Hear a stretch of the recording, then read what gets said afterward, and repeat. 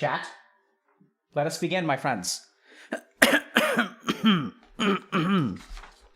Welcome, my friends, to another Healthy Gamer GG stream. My name is Dr. Alok Kanoja. I'm a psychiatrist practicing in Boston, Massachusetts.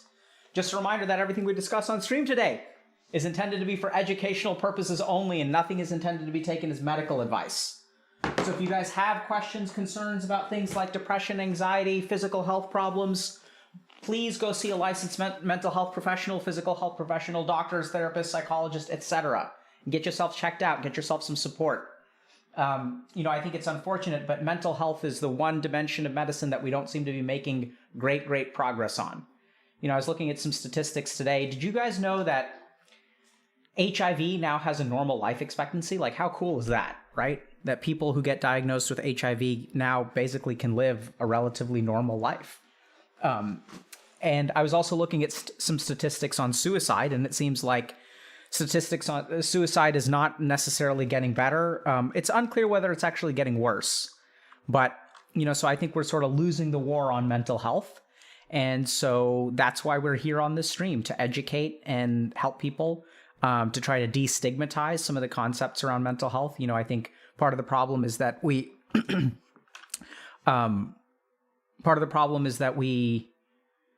are ashamed when we struggle with our mental health. I think part of the problem is that, there's more to mental health than mental illness.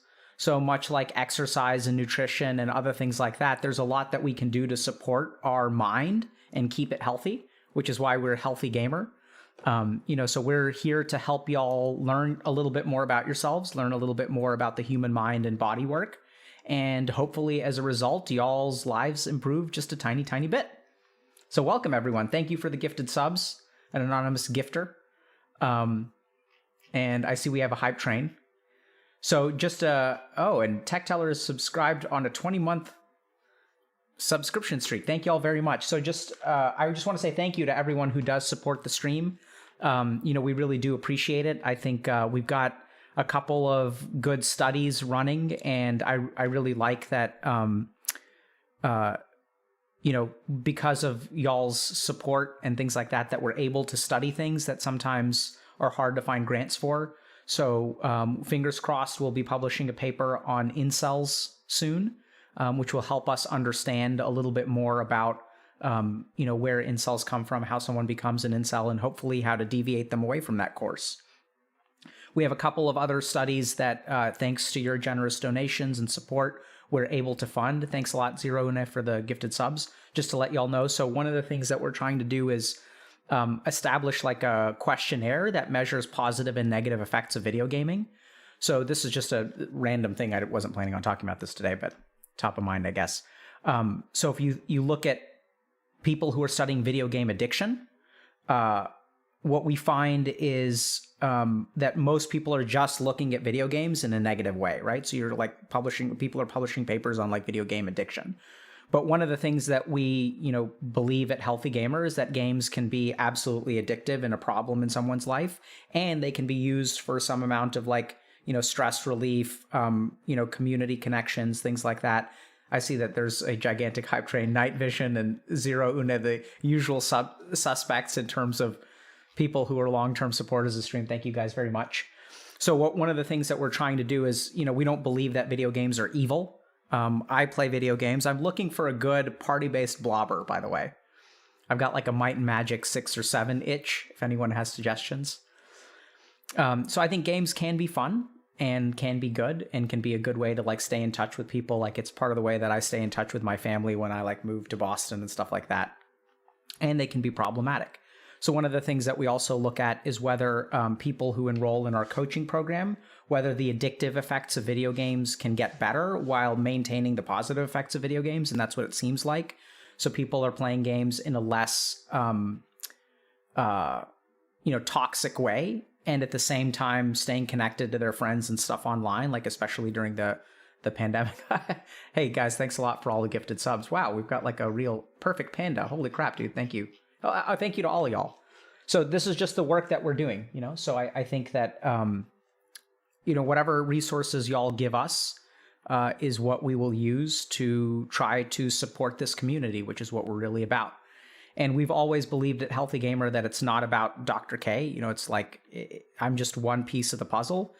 We've got a really awesome team now over at HG. We've got developers. You know, I think like there's so much cool stuff. Like there's one of our developers, you know, spent some time making it so that in Dr. K's guide you can pan and zoom, right? So like that's something that the features in Dr. K's guide I think are like super cool.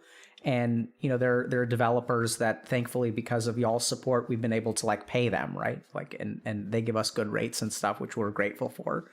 But we really do try to, you know, to not take advantage of the kindness of people in this community. And, you know, I consider it my responsibility to make sure that whatever, you know, money you guys send our way, we have to use in a responsible manner. So, you know, y'all tell us what you need. Y'all tell us what y'all want. Y'all tell us how we can use our expertise and our capability to help y'all. And that's what we're going to do. In relation to that, oh, thank you. I agree with that. No more paying for people's college fees. Okay. So couple of thoughts. We've got about 17 group coaching spots open. And if you guys are curious about group coaching, you know, it is a little bit different from personal coaching. You guys can check that out there. And we've got new, you know, our coaching program has been relatively full for about 4 to 6 months now. So we're training our next batch of coaches. I'm super optimistic. They seem to be like come from a lot of different walks of life. So we're really looking forward to, you know, having them support you. I think half of our new cohort is also bilingual. We had an awesome discussion yesterday about like how coaching is different in German. So a lot of what we train our coaches to do apparently like doesn't work very well in the German language. And so we're trying to, I don't know if y'all know this, but, you know, we have, we've tried to support and help people from all over the world. And we've gotten clients from at least 65 countries. And I think we have viewers and people who are trying to, you know, benefit from our content from like, you know, maybe more than 65 countries.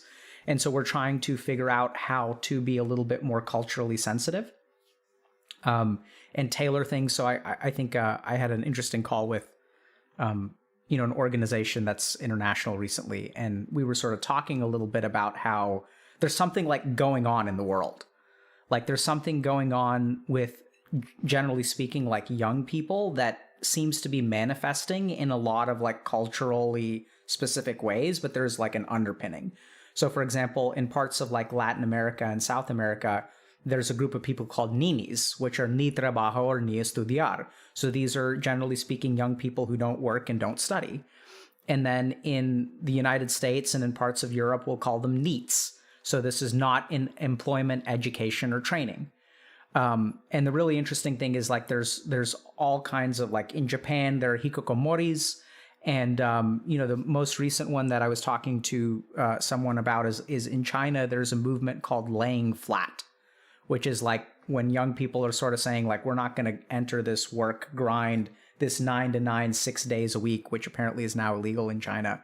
And so what they're doing is they're just chilling. There's like a group of people who are just sort of like, it's not worth it. And so, you know, we see all of these cultural movements going on. And I think there's something going on with like this, like our generation, right? It started with the millennials and is going into Gen Z and whatever comes after Gen Z. But there's something going on where people are increasingly unsatisfied with like what the world has to offer them and like have trouble engaging in it. And so what do we do about that? Like, I'm not sure, but we're trying to branch out and, you know, hire coaches that are more international, may understand some of these issues. And we're going to try to put our heads together, figure out what on earth is going on in the minds of like a generation of people and how to try to support those people. So that's what we're about. Super excited today. We have an awesome guest. So we're going to be doing an interview today with WILDCAT. So, also known as Tyler. So WILDCAT is a large and successful YouTube variety streamer.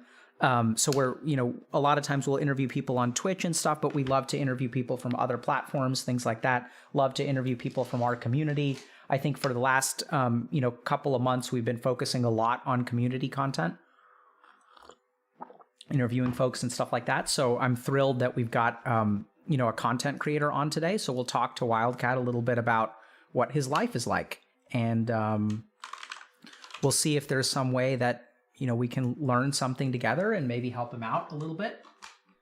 But we'll see. All right, looks like Wildcat Poggers is ready. So I'm going to do this. I'm going to do this. I'm going to do this. Hey, man. Hello. Can you hear me okay? I can hear you just fine. Awesome, man. I can hear you just fine, too. Thank you so much for coming on today. Hey, thanks for having me. Yeah. So can you, what do you go by? How would you like to be addressed? Tyler or Wildcat. Tyler's fine. Okay. So thank you very much for coming on today, Tyler. Anything in particular that you wanted to kind of talk about today, or anything you've got questions about, anything you want to share? I mean, nothing real specific, I guess, but I struggle a little bit with like anxiety, and I had tweeted out that like one of my biggest weaknesses is like how I handle stress and like being overwhelmed. Mm-hmm. And that's when you guys reached out and was like, "Hey, would you be interested in talking?" And you actually reached out like a year ago, and at the time I was like, "No," I just didn't feel like I was, I don't know, ready to do that. I guess like Sure. on stream and everything. But now I'm more open to it. So Okay, sure. Yeah, so, a couple of just ground rules, since it seems like in the past maybe you were a little bit reluctant. You don't have to talk about anything that you don't feel comfortable talking about. If I sense that we're going into territory that may feel a little bit hesitant, I may actually point that out to you. Like, hey, I'm noticing that maybe this is making you feel uncomfortable. And you're welcome to just kind of step away from those topics. So we'll try to keep things kind of safe and in territories that, you're comfortable talking about. And the last thing that I want to say is I really appreciate you coming on, because I think how to handle stress is something that a lot of people really struggle with. I think it's like, we use the word stress like a catch-all, but like, what does that mean? And as we get into the different components of stress, we can start to figure out almost like targeted ways to think about our stress level and like potentially like mechanisms that we can use to sort of manage it. So I think it's a really important topic. And if you're willing to, talk about that today, I think a lot of people could benefit from it. yeah, hopefully. Okay. Okay. So when you say you have trouble handling stress, help me understand what that means. Yeah, I not necessarily that I have like trouble handling. I just think I handle it poorly in terms of like, I feel like when I feel overwhelmed, what I should be doing is, getting motivated to take things out one by one and just getting everything done. But instead, what I do is I generally just block out the things that are either least interesting or not as important or whatever, and I put my focus on other things, especially when it comes to like doing YouTube. Like I feel like I make an excuse for myself where, whatever it may be. Like I recently moved, and so like moving was like a big ordeal. I was like, oh, it's so overwhelming. There's all these things I have to do. And I was like, yeah, I'll just focus on my YouTube channel. I'll just make some videos or whatever, because I have to do that anyway. Like I would just kind of make that excuse for myself. Yeah. Yeah. So I'm noticing that your mind sort of retreats from things that feel important to you. Yeah. Yeah, in a way, yeah. And it sort of picks other important things to focus on. Yeah, I guess I kind of like, I set like a priority list in my own head, and like, instead of taking things out one by one, I just focus on like the top two or whatever, like the most, a couple important things that are, both important, but also like easier, Okay. So it looks like sometimes your mind chooses to tackle easier problems rather than hard ones. Yeah, just the things that come natural to me. Sure. So Tyler, I'm going to ask you kind of a weird question. Okay. What's wrong with that? I just think it's like a little lazy and a little like unproductive. I feel like everybody has things that they don't want to do, that they need to do, and it's easier to just do them. But for whatever reason, sometimes I just can't, especially when it's like a lot of stuff and I feel overwhelmed, and I don't know how to like even break it down of like a list of things to do and where to start. I guess that's really where it is when I'm so overwhelmed, I don't even know where to start. That's when It's really hard. Okay. What's lazy or unproductive about that? I don't know, just putting things off. I don't know, just not getting things done, I guess. Well, so I'm going to play devil's advocate. By the way, your camera seems to be like zooming in or out. I'm not sure if that's lag on my end or it just No, I think blurs and it's then refocuses. yeah, I think it's trying to autofocus. I could change it over to manual, but Um, so I'm going to just play devil's advocate and push back for a second, okay? Which is, okay. Totally fine because I think we'll learn as we kind of. So here you make a priority list and you say, okay, there are 10 things to do. And you kind of rank them in terms of priority. And what I'm hearing you say is that like you pick number 1 and number 2 on the list and you just focus on those and kind of forget about everything else. That seems to be like a pretty good, strategy, right? Like if you've got a ton of stuff to do and you can't do it all, making a priority list and then focusing on the most important seems like actually kind of a winning strategy.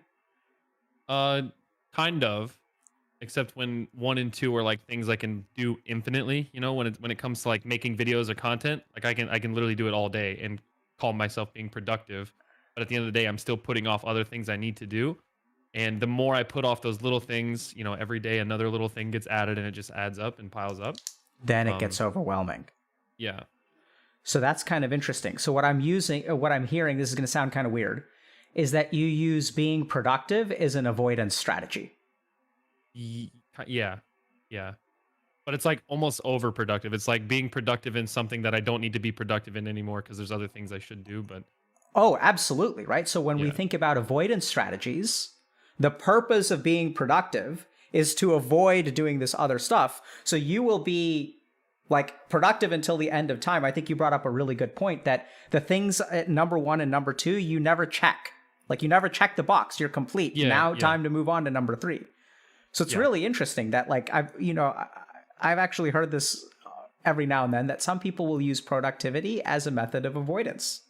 Yeah. And so let's try to understand, what do you think it is that you're avoiding by, focusing on YouTube?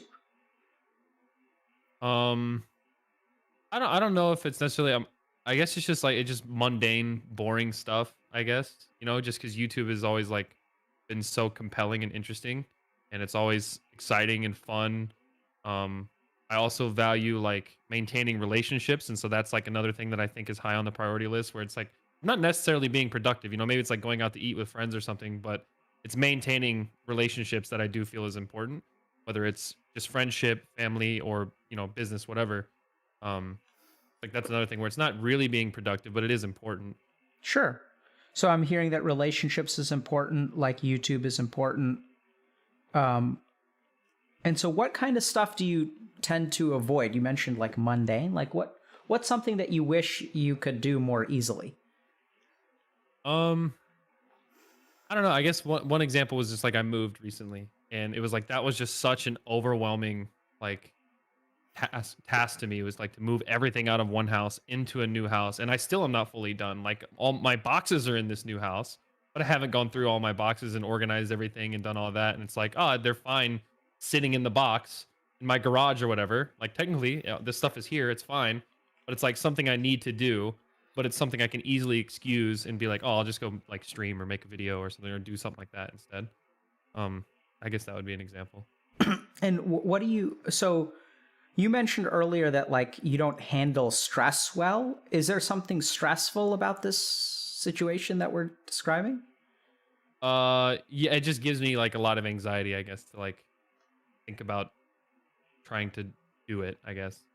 So when it comes to like the moving, it's just like it's so overwhelming. Like there's so much stuff to go through and organize. It's gonna take so much time. And at the end of the day, it's like it's just fine sitting there in the box or whatever. Like that's how my head works. Okay. So can you help me understand what you mean by anxiety? I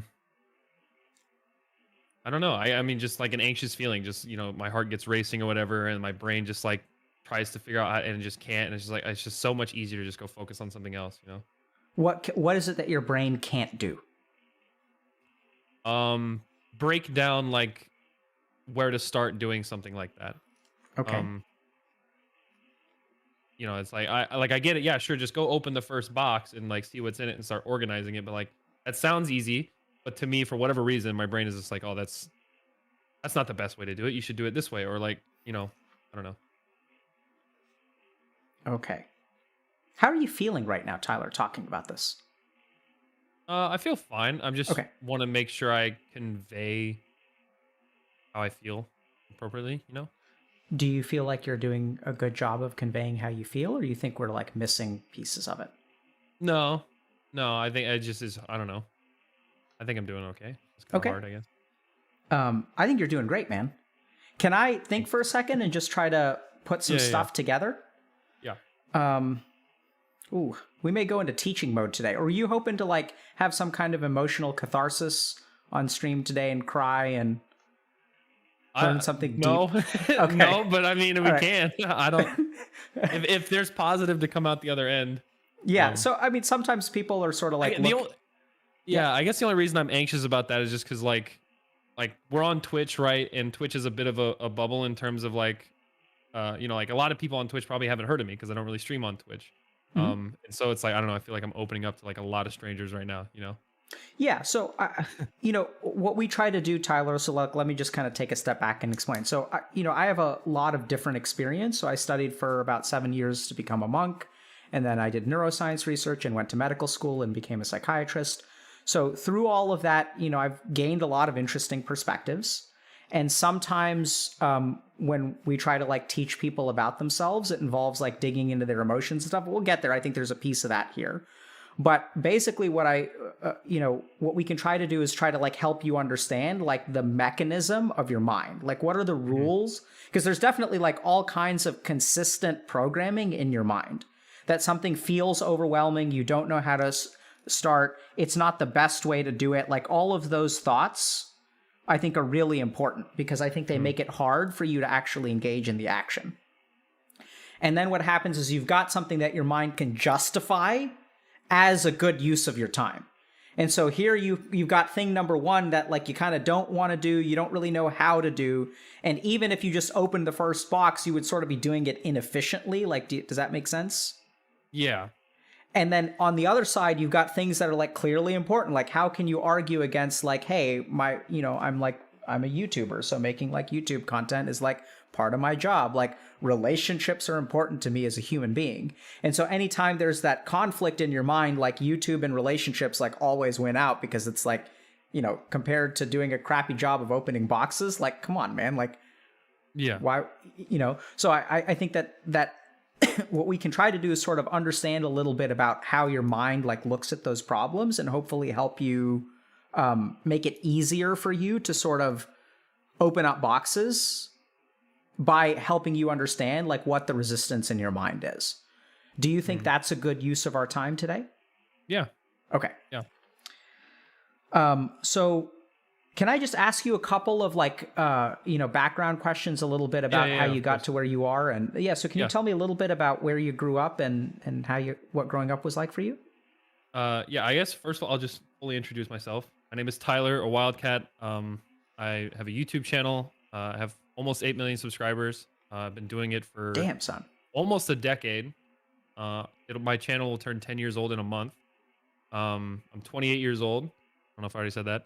But I grew up in Northeast Indiana, pretty much the middle of nowhere, small town. And recently moved 6 years ago to Nashville, Tennessee area. I've been living here since. And I started my channel like 10 years ago and I've been doing it full time for like 7 almost. And doing it as a job for like 8. Okay. Yeah. Can you tell me what growing up in Indiana was like? It was interesting, I guess. When I was first growing up, like up until I was like 8 or 10, somewhere in there, I don't remember, like 3rd grade or 4th grade. My family lived in like a little subdivision. There was a bunch of other kids. I was playing with kids all the time. Going to elementary school, and then my parents moved out to like the country, and that was like a little isolating because at the time I was an only child. Used to just be able to walk outside and go play with a bunch of friends, do whatever. And now, it was like there was one neighbor over that they had kids, but I didn't really know them very well, and they were like homeschooled, which at the time I was like, these kids are weird or whatever. Like, that was just how my 10-year-old brain worked. And then high school was fun. Once I got the ability to drive, or like friends started to get the ability to drive, I was like, okay, now I don't feel so isolated. Me and my friends can go drive somewhere, go do stuff.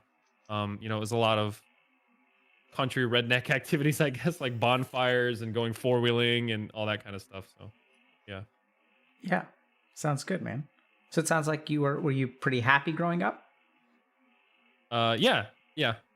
yeah, there were definitely times where like I felt, you know, like lonely or whatever. Like I said, like when we first moved, like Sure. I new area, didn't have any friends, lived at home, you know, away from a bunch of, you know, I couldn't go outside and play with friends anymore, and I was an only child. But yeah, for Oh, the you most part, said yeah, you absolutely. were an only child. Are you still an only child or not anymore? No, not anymore. My parents had my sister when I was 12, so yeah, What's it like? 12-year age gap. What's it like having a younger sister? It's cool. It's cool. It's funny because like she's getting into high school now, and so like she's like a little zoomer, and so like we're both on the internet, but like at two spectrums almost. So it's like it's pretty fun. Like Yeah. we know of all the same stuff, but we're at two different ends of everything. So What's it like for her having a brother who's YouTube famous? I don't know. I've talked to her about it sometimes. I feel like she tries to like kind of hide from it a little bit, but like kids at her school know. Um, I feel like she tries not to make a big deal about it, but yeah. And how did you? Sounds like it's fun to have a younger sister. Yeah, yeah, yeah. And how did you start? How did you get the idea to start making stuff on YouTube? Um, when I was in high school, I was in like a mass media class where we like me and my friends like would put on the school news, which was like the announcements in the morning, but it was like in a video news broadcast format. We had a ton of fun with that. And then we would make like videos to promote like upcoming events, like prom. We would make some goofy advertisement to advertise prom or whatever. And that was like one of my favorite like creative processes was like making goofy skits and like putting on the news and that kind of stuff. And then when I started to go to college, um, I was originally going to go for communications, but I realized I was like, where am I going to get a job like in film production or video production in Northeast Indiana? So I quickly changed to just what I was good at, which was math. So I was like, all right, I'll do electrical engineering or whatever. But I still had that itch to like be creative video wise. And I've always been into video games. And so right around that time is when I discovered YouTube and other people uploading like video game stuff. So I was like, oh, I can do this. Just looked into what to get and just started. It was terrible at first. And then on my first ever video I uploaded, a guy named Vanos Gaming messaged me on my first video. He had just started as well, and he was like, "Hey, I'm looking for other people that are just starting out. I liked your first video." He's like, "You want to play sometime? We can play." And that guy now has 25 million subscribers. So that was pretty crazy. That literally my first video, I met one of the most important people in terms of like my YouTube career and friends. It was cool. How do you understand that? What do you mean? Like, what do you think about just, in your first video meeting one of the most important and influential people? I don't know. It's just crazy. I mean, I feel very lucky. But also it was like, you know, he just all he did was message, and then just from there it was just like it was a natural fit. We got along together, and we made a lot of funny videos together and stuff. So complimented each other well. Do you remember what your first video was about? Like, what were you playing? Yeah, it was a Call of Duty commentary, like everybody back in 2010, 2011. It was terrible. It was filmed on like a what was it, Roxio game capture or whatever, which was like 480p, but it was like kind of upscale. It looked terrible. I sounded terrible. I had no idea what I was talking about. I was like saying that like I wanted to like create a channel to like help people get better, but I was like not even good. So, like, I had no idea what I was doing. And then over the course of the next like year and a half, everything kind of evolved, and I actually found out like what type of videos I was good at making. And what kind of videos are you good at making? Just like comedy videos, just like goofy stuff with friends. So like me and my friends will play whatever game we're playing for a couple hours and turn that 2 hours into the funniest edited 10, 15 minutes that we can. It's a lot of just like goofy improv stuff, a lot of like role playing stuff. So yeah. Sounds awesome, man. Sounds like a lot Yeah. of fun. Yeah. I'm not surprised that you would rather do that than open up boxes. Oh yeah. Yeah. Absolutely. Right. That's how I justify it. It makes sense to me, but Yeah, man. Yeah. You make a strong case for it, bro. yeah.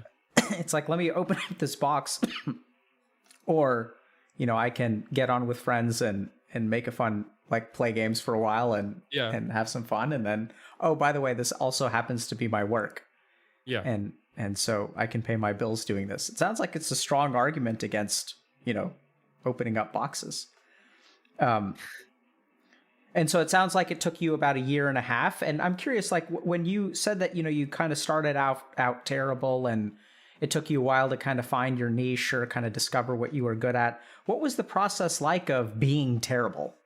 Like, how did you feel about what you were doing 6 months in? Yeah, I mean, I wasn't like terrible. It was more of just like I was in no place to like give people tips or whatever. So like at the time I made my first video was like 2011. I think I had just gotten high speed internet at my house like a few months prior. Like, cause we used to live, like I said, we lived out in the middle of nowhere. We had dial up until like 2010, and then we got high speed internet that was like 2 megabits down, like one up. Um, so like I hadn't even really played online much. But like I was decent, but just definitely in no position to like give tips. And I slowly realized that like I don't take video games that seriously. Like I just play to have fun. I might get good at a game or something, but I don't ever try to like, that's not my goal is to like be the best at any game I play or whatever, or like I only care about winning. Like it's just having fun with friends and messing around. So Okay, makes sense. So I'm kind of hearing that you weren't really like, you didn't think it was really a problem that 6 months in you weren't making what you deemed to be like great YouTube videos. Like I'm hearing that you were kind of okay with not being good at stuff on oh yeah, YouTube. no, yeah. I mean, I enjoyed making the videos regardless, and they did get some attention early, just because me and my friends kind of like we acted as a group where if one person grew, everybody kind of grew, and we networked in that way. And so I didn't know that they were as terrible as I know they are now, but I mean, everybody's old videos are not great. But they were getting attention, and I was growing, and so yeah, I didn't really think too much of it. Okay. So thanks for kind of, and what's it like making, being a, YouTube content creator now? Like how do you? I mean, it's still really, really fun and still just as rewarding. I feel very lucky. But there's a lot more like, I don't know, I guess like hurdles and different things that make it hard, but it's not, I don't know. It's not too hard. Even just saying that, like, that's one of the things, like even trying to like make any complaint or whatever about the job just seems so like stupid just because compared to, what other people do for a living, or just, I know I'm fortunate to be in the position I'm in. So Just did something sneaky there, Tyler. what did I So, say? so What I do? so I'm hearing you say like, that there are hurdles and challenges and difficulties to being a YouTuber. And Yeah. then you were like, it's stupid to say those things. What do you think about that? A little bit. Well, I just feel like I have a lot of like my problems are not that important in the grand scheme of things in terms of like, the problems that a lot of people face. Yeah. What does that mean about the problems that you face? I don't know. I don't know that I just don't feel that they're so important that I like. I don't know. I just feel like complaining about them comes across wrong to a lot of people. Um, because at the end of the day, it's like a lot of people go through a lot worse stuff than just being stressed out or overwhelmed or anxious about things.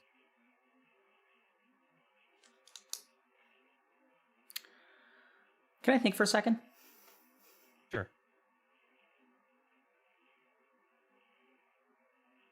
I'm almost kind of hearing that because you've been so lucky and you're so grateful for what you have, that it's not really fair for you to complain because so many other people have it worse. Some things, yeah, I think so.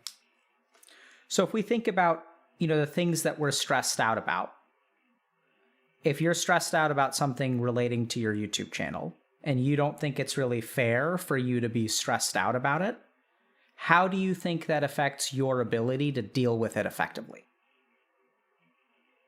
I definitely think it makes it harder. How so? Because I feel like I have a natural bias to just like shrug a lot of things off. Mm-hmm. Just be like, like I just have to deal with it. Like it's not that big a deal.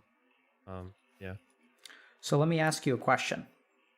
If I say to something in my mind, it's not that big of a deal, and when I sort of downplay something or even devalue it, what do you think that does to my ability to deal with it? Makes it a lot harder. How? Just because you're not making it as important of a thing to tackle or deal with, I guess. Yeah. Yeah, right. It's interesting because like what I'm sort of hearing is that you actually go through a process in your mind that makes things feel less important. Does that make sense? Yeah, I mean, I still feel like these things, like that they're important, but I internalize them a lot more. You know, I don't like reaching out to other people, I guess, really What as much. what makes it hard for you to, what makes you not like to reach out to other people? I don't know. I guess I just when I feel personally like, oh, like a lot of people go through a lot worse stuff, like it's not, I feel like I would just be reaching out to someone that probably has worse problems that they're dealing with than my own, I guess. In some ways. Sounds very isolating. A little. Not, I don't know. I mean, I have close friends that I can reach out to, you know, but yeah. So, Tyler, I'm going to need your help with something. Okay. So I'm going to need to try to figure out. So sometimes when I'm talking to people and like I point out a potential, you know, emotional block or something to them, they'll say, yeah, it's like a small problem. And so I don't know if I'm making a mountain out of a molehill or you're making a molehill out of a mountain. Because the problem with my profession is that once we get a hypothesis in our mind, we come up with all kinds of ideas to prove ourselves true, irrespective of what you say. Right? Oh, he's defended. He's got resistance. He can't face it. Oh, he's got like all these defense mechanisms active. Right? Versus like how do we really figure out? Because what I'm hearing is actually like, does it sound... How can I say this? So I think a lot of times when I work with content creators, they have trouble holding something called the dialectic, which is like two things that feel opposing, but can actually coexist at the same time. So sometimes when I work with my patients, for example, like some of them will feel like if someone is angry with me, it's impossible for them to love me. The idea that someone can love you and be angry with you at the same time is like something that their mind can't compute. So what they end up doing is they like tip the scales in one way or the other. So either this person loves me or they're angry with me. And when they're angry with me, they certainly don't love me. And what I'm hearing you almost do is sort of say, like, do you have a lot to be grateful for? Do you have it easier than other people? Like, absolutely. And at the same time, like, I don't know if you get this, bro, but being like a successful YouTuber is like a pretty high stress profession. Right? There's like a lot. So, yeah. Yeah, right? And furthermore, like when you devalue like your experience of that stress, as you pointed out, it makes it like way harder to deal with. Yeah. And I'm sort of noticing, how are you feeling right now? You doing okay? Yeah, I feel fine. Okay. Good. So I'm kind of noticing that maybe the first step to like why you feel overwhelmed is that like there's a part of your mind, there's a problem that you have to deal with, but there's a part of your mind that's actually trying to shrink it. And once you try to shrink it, like you can't deal with it appropriately. Like if I think something is, you know, this sized, and then it's easy for me to hold, but like I don't really appreciate that it's actually this sized, and this is like way harder for me to hold. And this is the reality of it, but instead my mind is like, oh, it's like not that big of a deal. Does that make sense? Yeah. So I'm also kind of curious.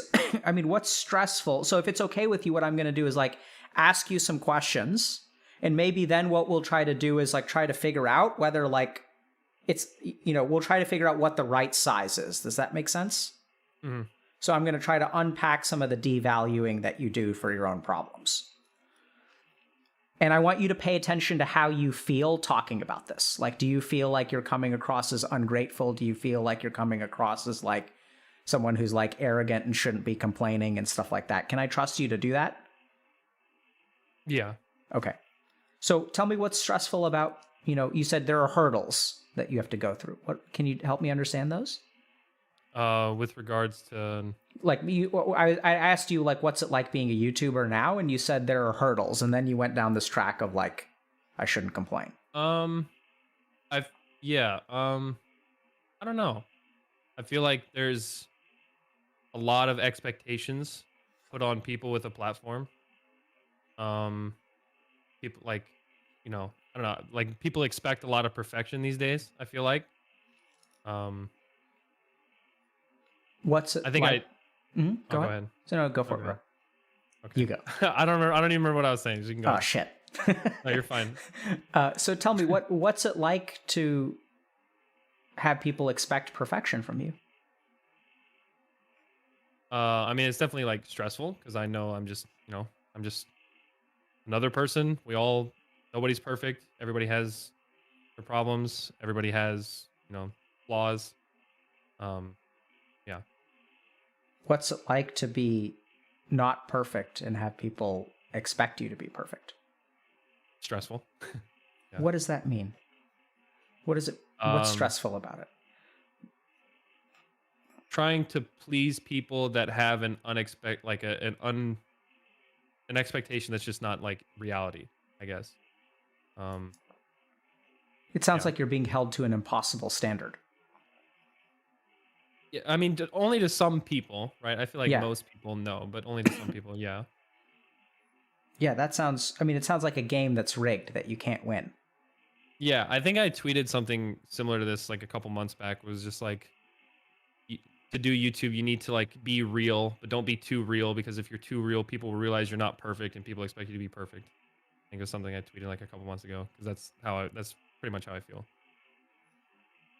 Sounds like you have to be artificially real. Yes, like I like trying to be authentic, but being authentic means you're going to show your own flaws, and when you show your own flaws, people will judge you and, think negatively about you. Especially more so I feel like these days than when I started, but It sounds hard to be judged by people. I mean, it just sounds tough. Like, it sounds like a game that you're destined to lose. yeah. How do you deal with that, man? Um I don't know. I brush a lot of stuff off, I guess, like I mean just kind of have to have thick skin a little bit, not care what too many people say, but it's also doing YouTube, it's also important to listen to what people are saying, you know? Um at the end of the day, you have to, you want to have an audience, and that audience has things that they want from you or how you behave, I guess. Um and so like you want to please those people, but at the same time realize that like you're not going to please everyone.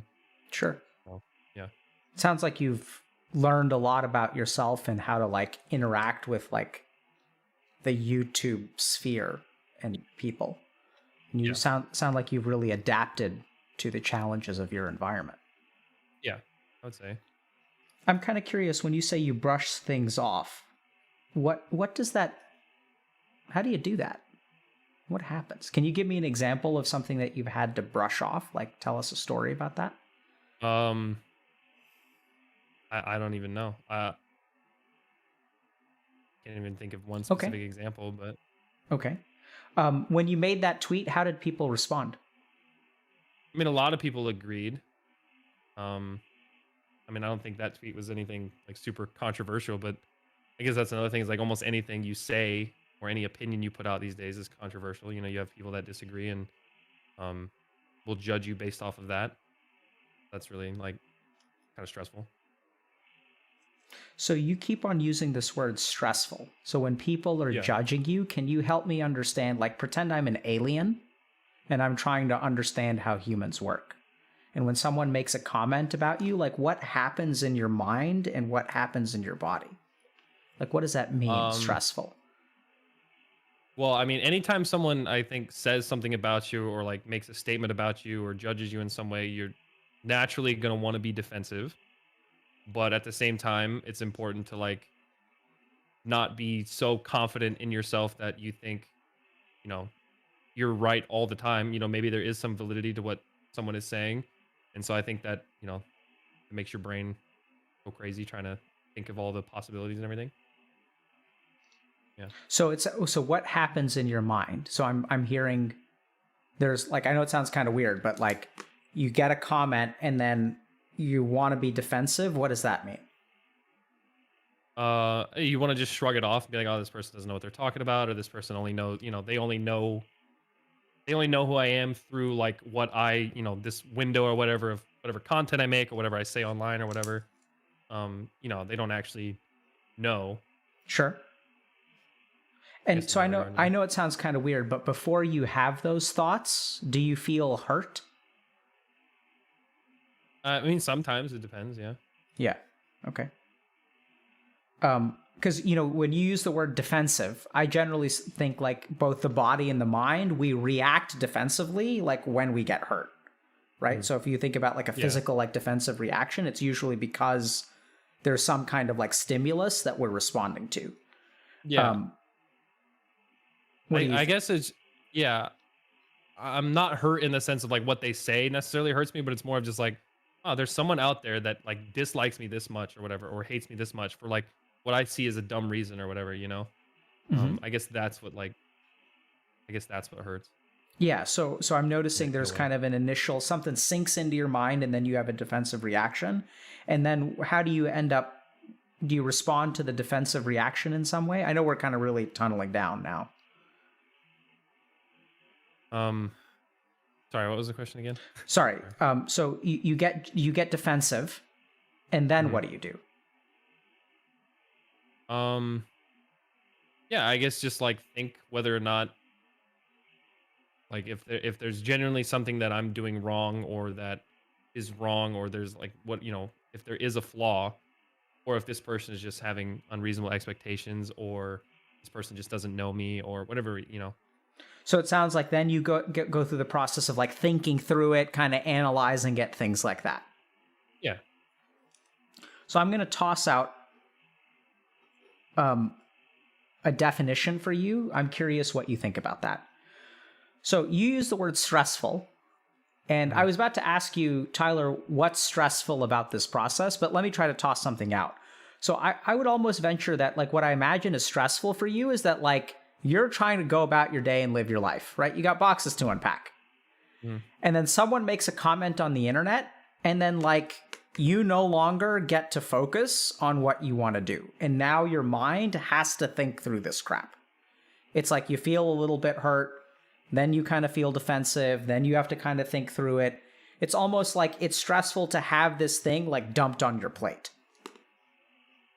Yeah, I mean, I think those two things are more separate than that. Like, I mean, if I'm disconnected, you know, if I'm doing something like just organizing boxes or whatever, like I'm disconnected from online at that point, you know, like I'm in my own world, just doing my own thing. Yeah. So what do you think, what does it mean to be, what's stressful about this process of like online judgment? Trying to be yourself while also trying to like make everyone happy, that you can't make everyone happy, you know?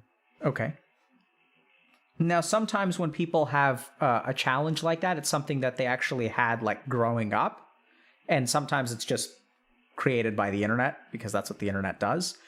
Were there periods of time in your life, like before YouTube, where you felt like you were stuck trying to make everyone happy and couldn't live up to expectations?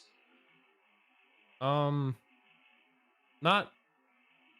not really in terms of like trying to make everyone happy, but I guess you know, trying to like make friends and whatnot. Like I said, when I had first moved, you know, it was hard for me to make friends in a new environment. Yeah. And how did you feel? Do you remember how you felt trying to make friends in a new environment? Oh yeah, like very overwhelmed and lonely and upset. Yeah. Is that This is how like fourth grade, but yeah. Okay, so I know this is going to sound kind of weird, but the way that you feel nowadays dealing with stress, does it feel similar to the way that you felt in the fourth grade? Yeah, kind of.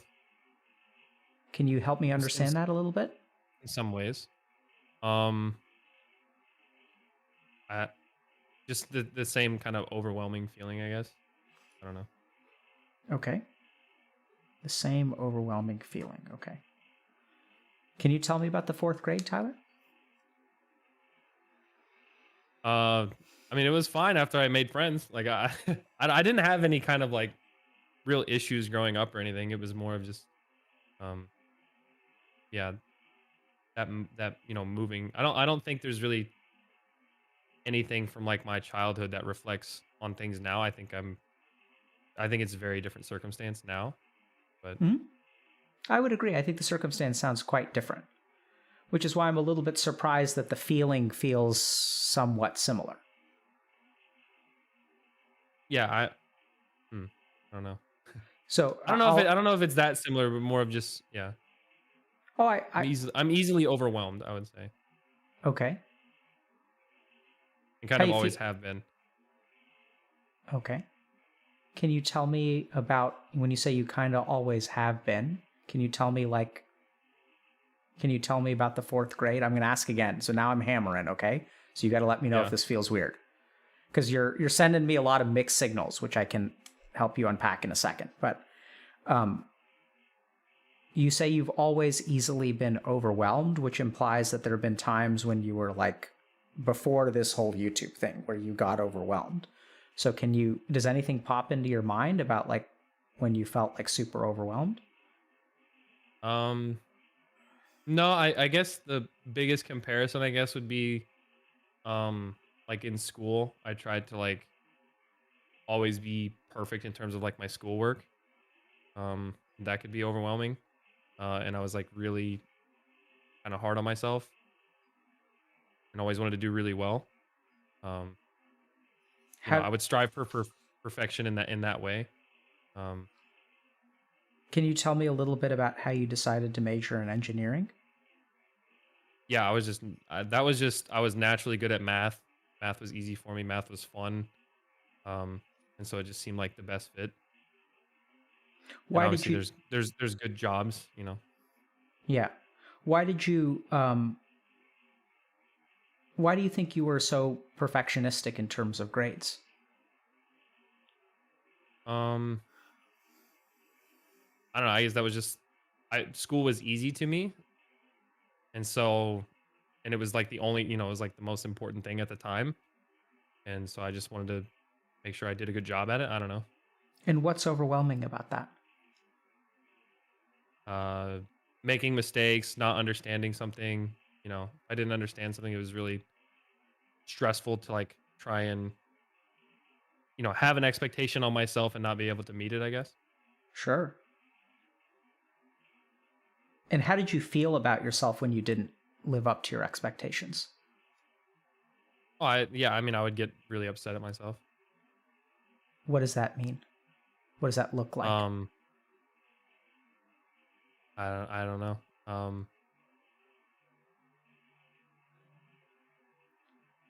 I don't even know. Just upset at myself. Crying, whatever, stress, whatever. I don't know. Would you kind of beat yourself up in your head, tell yourself things like, you should be able to do this? Yeah.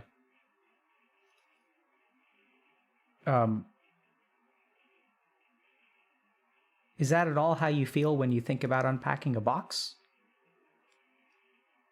In some ways, yeah. In some ways, yeah. Like, this is not a complicated thing, but I don't understand why like it's so hard for me. Or or even if it is actually hard for me, or if I'm just being lazy, like another expectation, I guess. So I'm also wondering whether your mind did a similar thing when it was like when you didn't get grades, like were you like, oh, how can I say this? Is this just hard for you, or am I just stupid? It's almost like correlating, like, is this hard for me, or like, am I just lazy? Like does that make sense? Yeah. Yeah.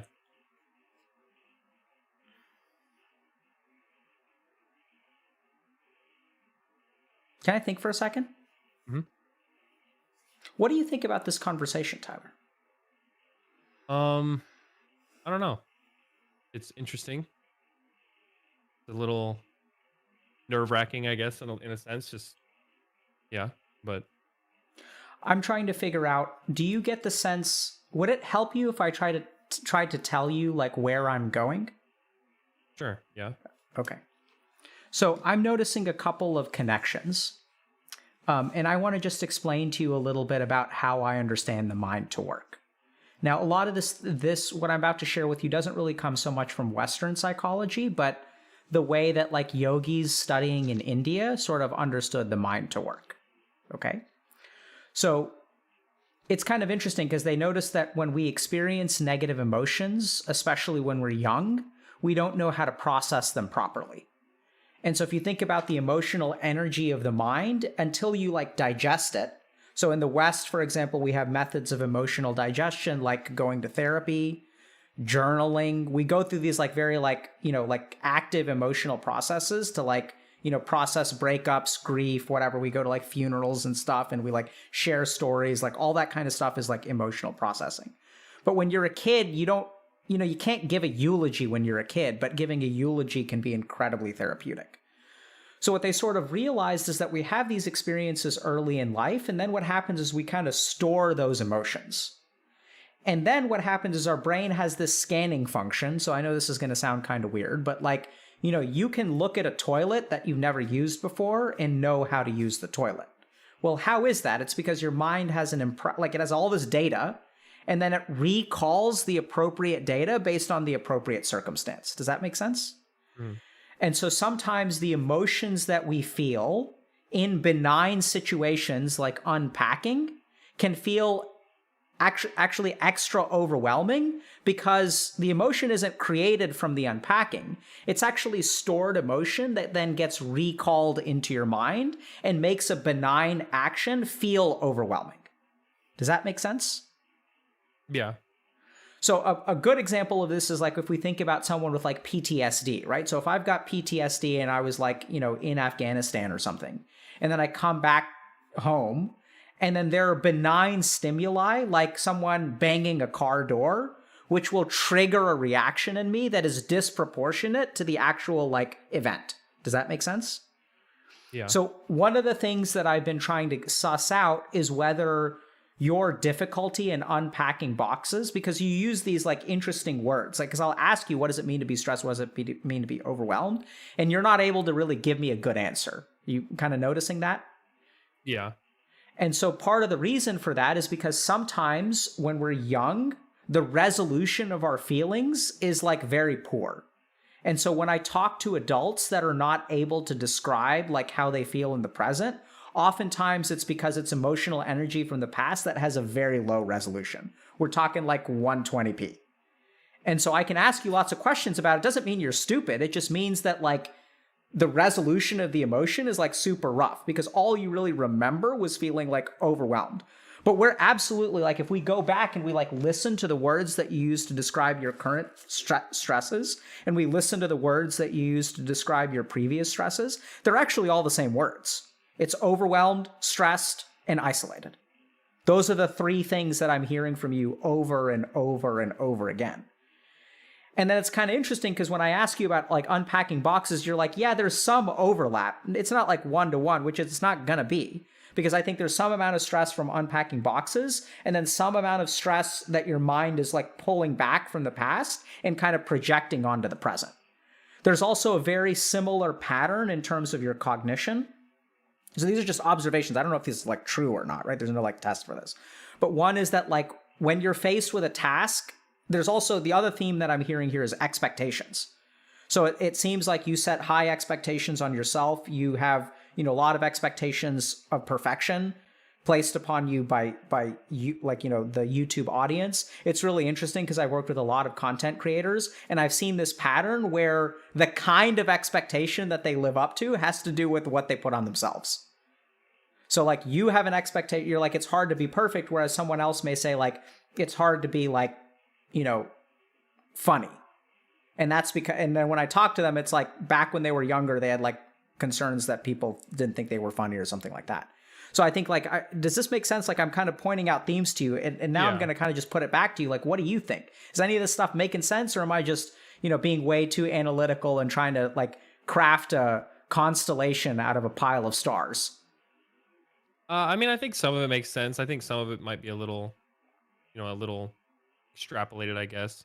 Sure. I feel like a lot of it is just kind of, like I've never been diagnosed with like ADHD or anything, but I've heard a lot of like, I forget, I saw something on Twitter that was like, people with ADHD struggle with tasks if they don't live up to, if they don't meet 4 constraints or something, which was, what was it? Interesting, challenging, novel, or urgent. And that like resonated with me like a lot.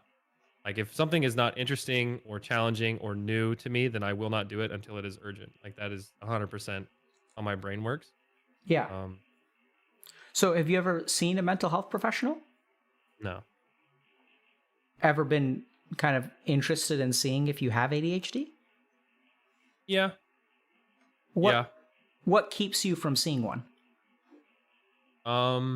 Just I guess busyness, and I feel like I function pretty okay. Like I don't feel like I'm, I just have some things that I struggle with, but I don't think it's like hindering my life in any crazy way.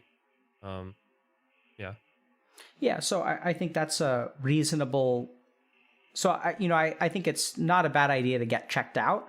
And at the same time, one of the criteria for basically any psychiatric disorder or any diagnosis is usually impairment of function. So if we try to figure out like what's the line between like, being sad and like having clinical depression, it's like impairment of function. So everyone feels sad. I'm not surprised. Yeah. I mean, I'm kind of the same way where, it's really hard for me to do things that are not urgent, not interesting, not challenging. Yeah. So out of the stuff that I was kind of sharing with you, what seemed to make sense and what do you think was like too much of a stretch? Like what did resonate? I don't know. I'm trying to remember.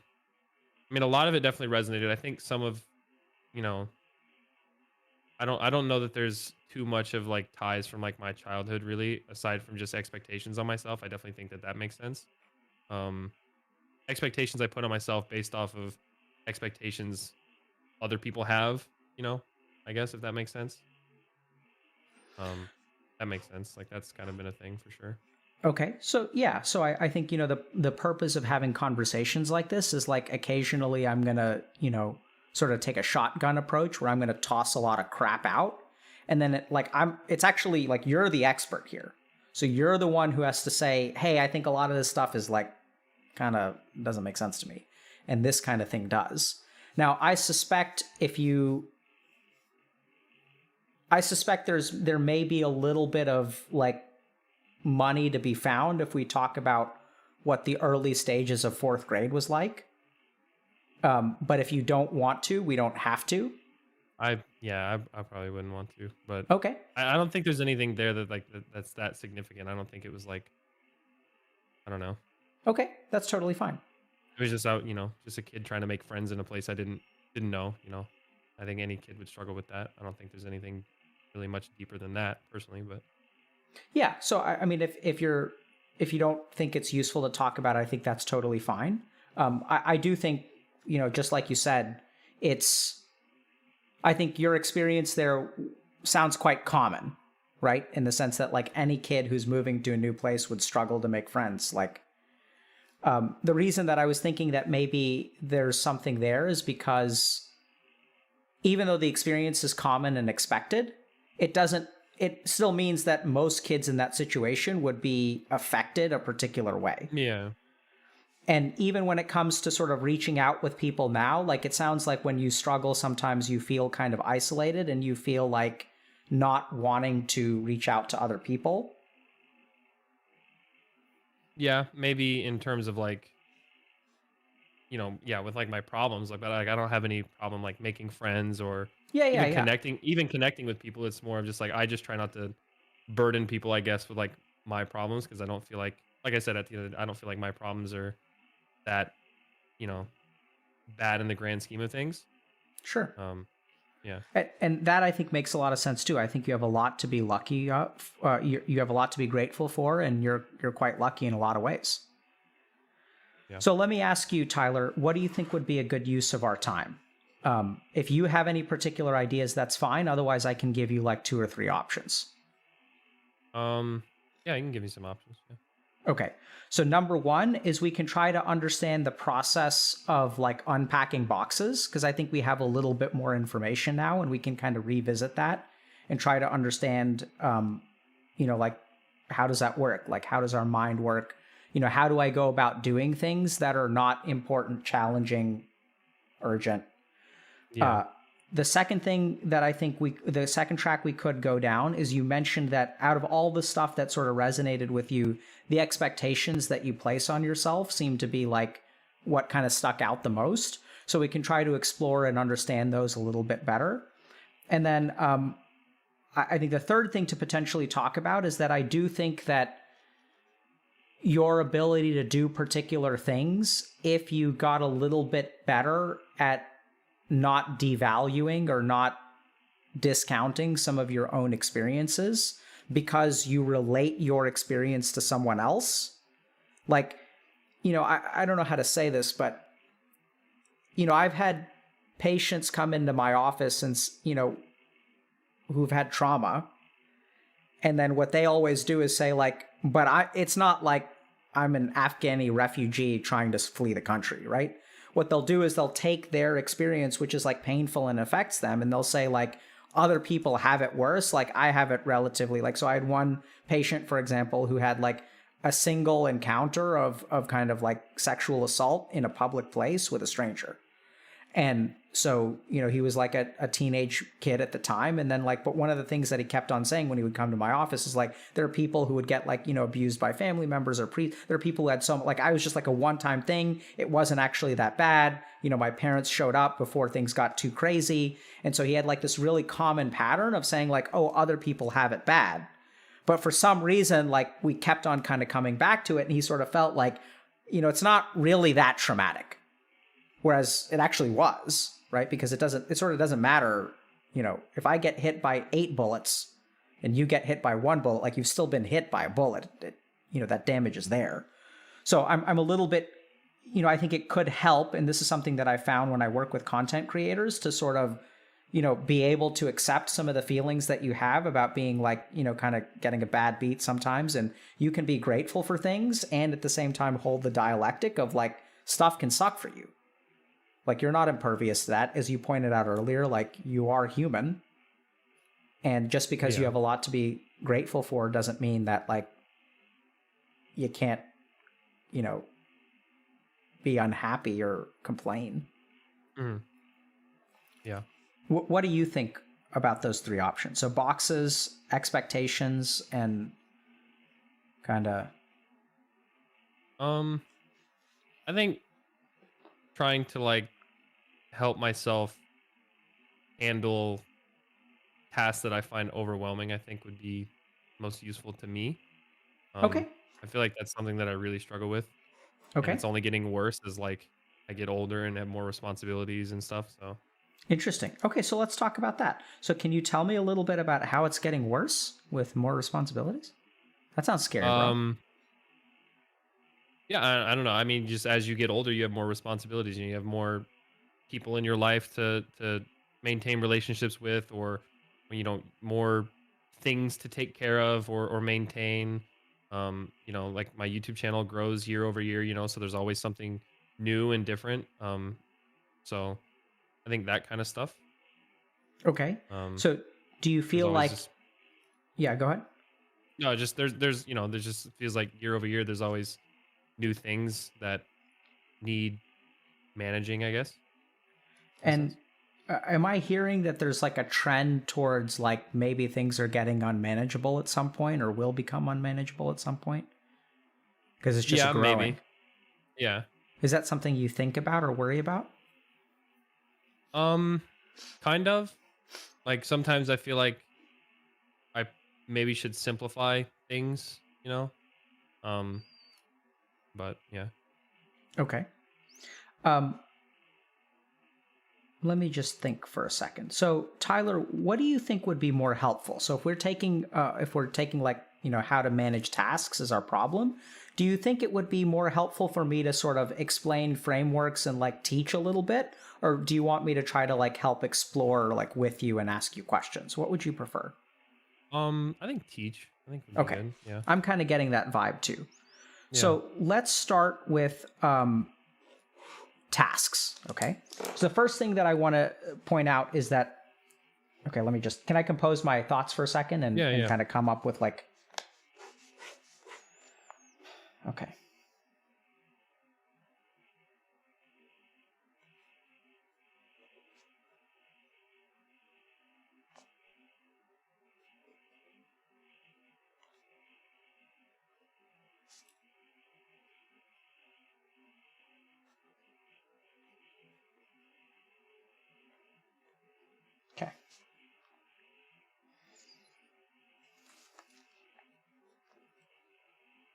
I'm halfway there. Okay, give me a minute.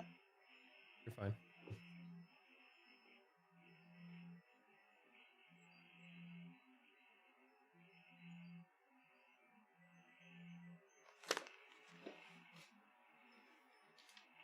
Okay. I just don't know how I'm going to wrap up. I've got the first half of it.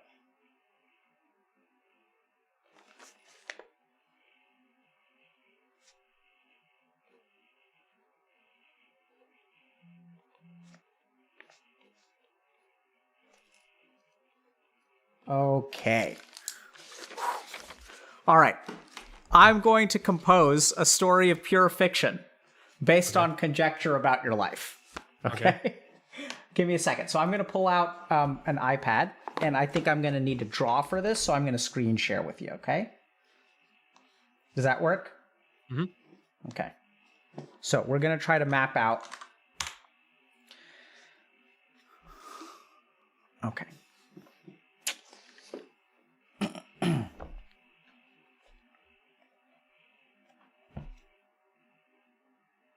right. No. No, screen share. Don't die on me.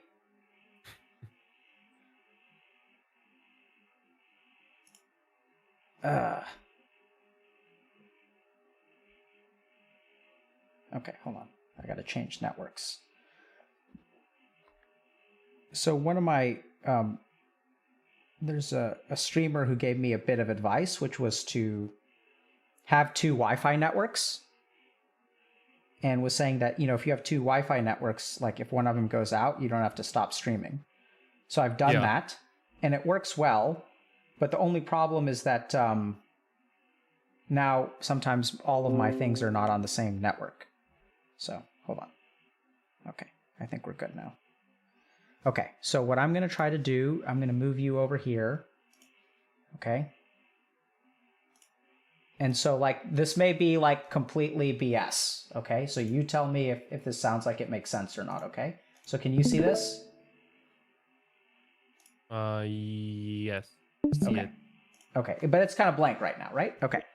So let's start with this. Sure. So we've got tasks. Okay? Mm-hmm. Oh, man, how am I going to stitch this together?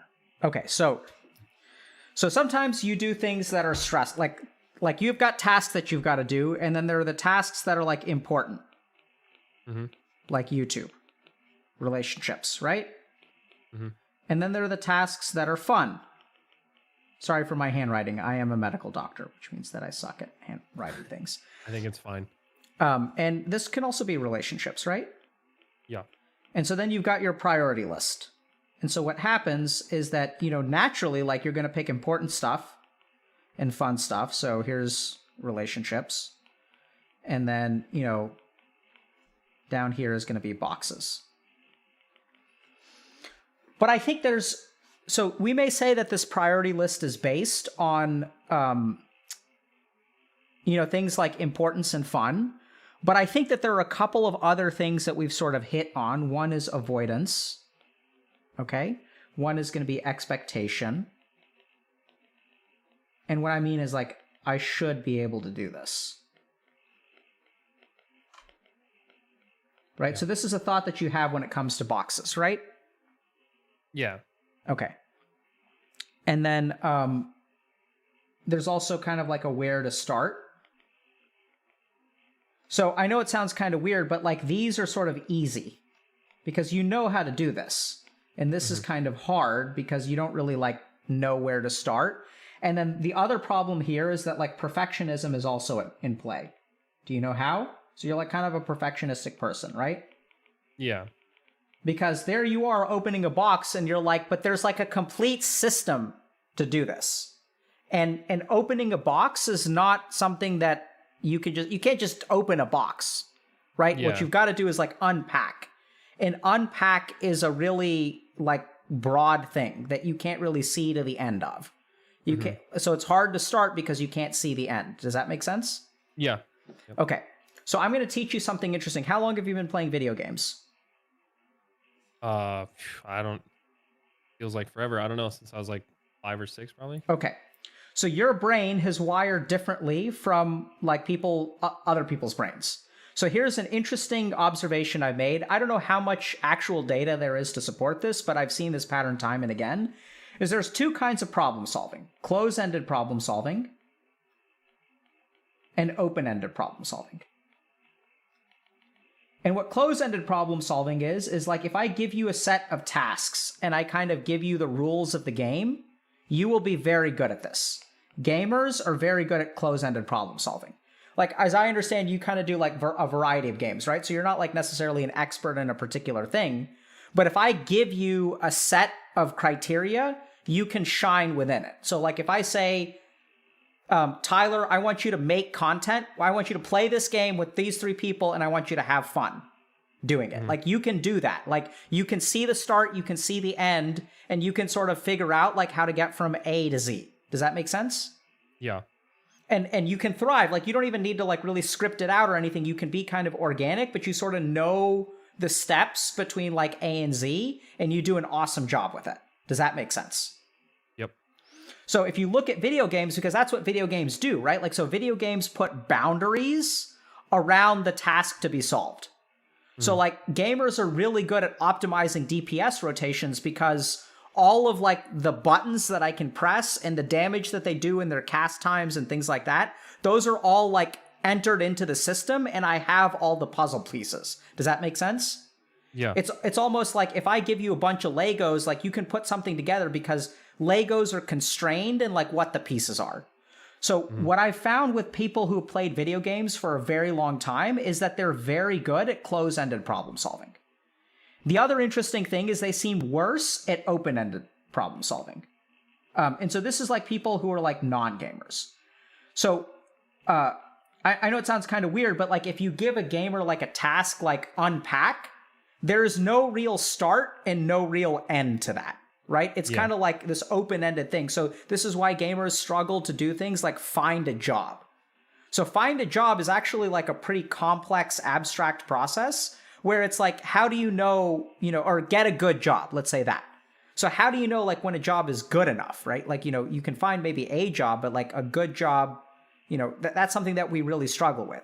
And if you kind of think about it, if you look at the development of, let's say, like someone who's a non-gamer, there's this system of graduated open-ended problem solving, okay? And what I mean by that is like when you're in school, like grade school, like you don't really have any choices about your classes, right?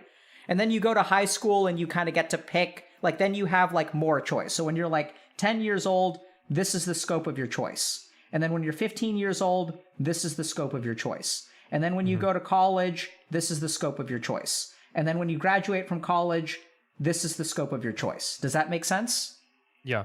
Like, because you can take like, you can take a gap year or not take a gap year. And so over time, if you look at people who are sort of like, kind of like living a regular life, their ability, so the abstraction increases the older that you get. Does that make sense? Because at 25, you can do whatever you want to.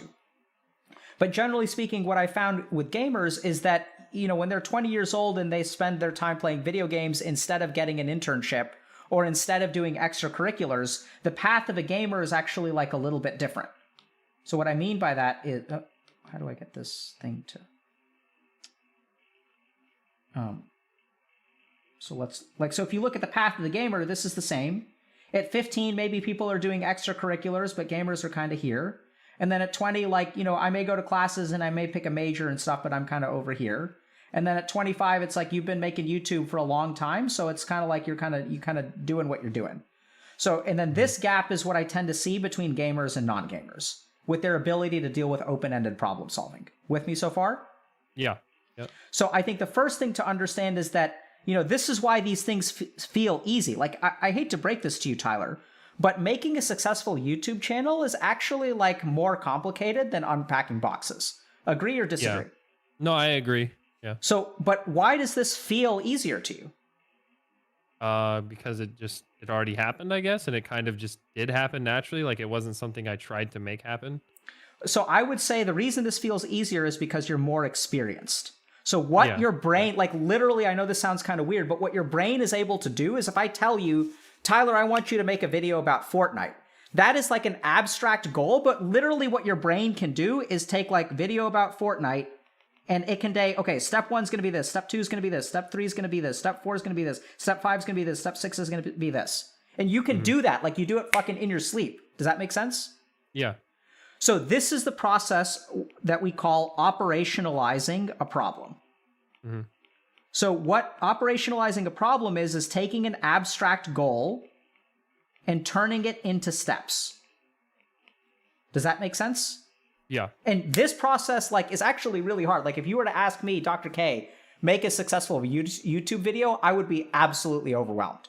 I would not know how to do that. But in your mind, like you're thinking about thumbnail, you're thinking about title, you're thinking about, okay, who would be good to partner with for this particular game? And your mind is actually like, you're so good at this, right? Because you've got like 8 million subscribers on YouTube or whatever.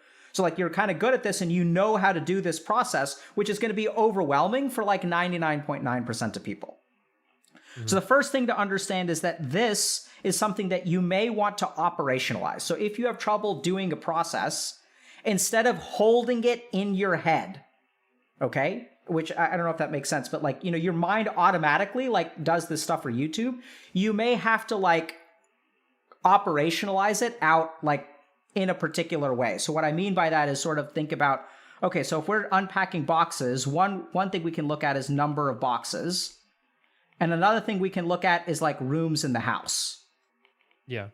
Right? And then so the more you kind of sit down and you can think like, okay, but the problem is that like if you unpack one box, maybe it's got kitchen stuff and maybe it's got bedroom stuff. And that's kind of chaotic. And then if you've got rooms in the house, the problem is there's stuff in box 1 and stuff in box 8. Does this sort of make sense, like why this is hard? Yeah. Right? And so this is what feels overwhelming about unpacking. Because it feels like... Yeah, go ahead. And what adds to that is like, that's not the only task that is like this. You know, like I might have 3 or 4 other things where it's like, so not only is there a complicated process to do each individual task, but then there's multiple tasks to be done and trying to figure out which one, you know, I should do, which is why it's like, oh, it's just easier to just go to YouTube or whatever. Yep. So now we get to should do. Love it. So basically like what we are asking you to do, Tyler, is the equivalent of asking my grandmother to figure out a DPS rotation in Final Fantasy XIV. She can unpack boxes, but she just doesn't know where to start, right? And it's not that she's stupid, and it's not that you're stupid. It's just like literally think about this, bro. You've been playing games since the age of 5, where you've been given the Legos. And now what we're doing is we're giving you Play-Doh. And it's like, wait, this is like way too abstract. Like I need some way to turn Play-Doh into Legos, and then I can put something together. Like if I were to give you 30 balls of Play-Doh and say make a horse, you could assemble the balls into a horse shape easier than you could take a lump of Play-Doh and like form it into a horse. Does that make sense? Yeah. And so this has nothing to do with you being, you know, like incompetent or anything. It's just like literally I've noticed that when people play games a lot, and especially if you've been making YouTube videos for a decade, like your brain is equipped to do a particular task well. Okay? So what I would recommend is, you know, try to create some sort of system. And be careful, because when you create the system, this is what your mind is going to do. The perfectionistic tendencies are going to pop up. So now, okay, so step number 1. So if you're trying to do a task, okay, step number 1 is operationalize it. Mm-hmm. The second thing that you're going to need to do is when you operationalize it, you're going to get resistance. So when you try to do step number 1, what is your mind going to tell you? If I were to tell you, okay, Tyler, what I want you to do is like make a list of boxes and a list of places where the things in the boxes go. And then what's your mind going to say to that? Like, oh, like what is the most efficient way to do this, or the best way to do it? Or, you know. There it is. Yeah. Why are you a successful YouTuber, Tyler? What did you do when you started making YouTube videos? I always tried to improve them, I guess. I was a bit of a perfectionist over time. But Sort of. But if you really pay attention, go back and watch the VOD. When you made your first YouTube video... Oh, I just did it. Yeah. And that's something that I've been able to like take into doing more things YouTube related. Like, it's like I wanted to do a podcast, and I was like, I don't know how to do a podcast. I don't really know how to interview people. So I was like, I'm just going to do it. And I have gotten better about that when it comes to like YouTube related stuff. But yeah, I don't know why I still struggle with that in like real life stuff. Yeah. So I think the reason you struggle with that in real life stuff is because you were skilled at YouTube, right? Whereas you're not skilled at the other stuff. Like on your character sheet, you're like level 88 at YouTube. And you're like level 4 at other stuff. Yeah. So what we see here, if we really look at the times that you've been successful, what you've been able to do is let go of the perfectionism. Whereas even like, who the fuck cares if you're inefficient with unpacking your boxes? Like, Yeah. Like, but the answer is you care. Yeah, just in my head, I'm like, I want to get this done as fast as possible, and so Yeah, so now just- you have to be careful because even when you try to do something, so this is the other thing when it comes to like, I'm not motivated to do a task. So one thing we can do is operationalize the problem so that we can like create bite-sized chunks and then approach it. This is the tricky thing, is that is insufficient, because when we do that, our psychology creates some kind of resistance. Does that make sense? Mm-hmm. And then the resistance, this is something that's going to feel emotionally uncomfortable. And then what we do is, when we feel emotionally uncomfortable, what we do is avoid. And then this creates the avoidance. And then you go back, and then once our mind has decided, hey, this feels emotionally uncomfortable, I feel like an idiot doing this, I feel like there's a better way to do it, I feel kind of incompetent, like how dumb can I possibly be that I can't unpack these boxes? There's all that self-judgment and crap that we sort of hit on, right? And this is what you call stressful, by the way. Mm-hmm. This process is, I think, what you mean when you say the word stressful. Then what happens is, then we get to justifications and rationalizations. So once there's something that you feel uncomfortable, or you're self-judging about, or you're not doing it good enough, I know I'm tossing a lot of words at you, but like, does this sort of make sense? Yeah. Yes. And then you avoid that. And then once your mind decides emotionally that you want to avoid something, once it becomes emotionally untenable, then it recruits our intellect to rationalize and justify. And then what it tells you is, oh, by the way, like, this is more important and this is more fun. It is objectively better for me to do YouTube than it is to unpack boxes. And then it's game over. Yeah. And then you're not going to do it. Does that make sense? Yeah, this is exactly what happens, yeah. Right? So now let's think a little bit about, okay, how do we deal with this resistance? So this is why I was asking you kind of like the psychological questions, and what we really try to do at Healthy Gamer, it's not about, digging for like, deep emotional stuff just for the sake of digging for emotional stuff. It's recognizing that you have had particular experiences which are going to create a psychology that you'll be like vulnerable to, that will control you in particular ways. So the real thing that I would advise you to do is, the next time you try to pack a box, look for this part of the script in your mind telling you not to, right? And as long as you see that script, and then you ask yourself, why can't I, and now we're going to get to a stretch because I don't know if this is actually the case, but like, I would imagine that you feel somewhat stupid for when you try to unpack a box. Yeah. What do you...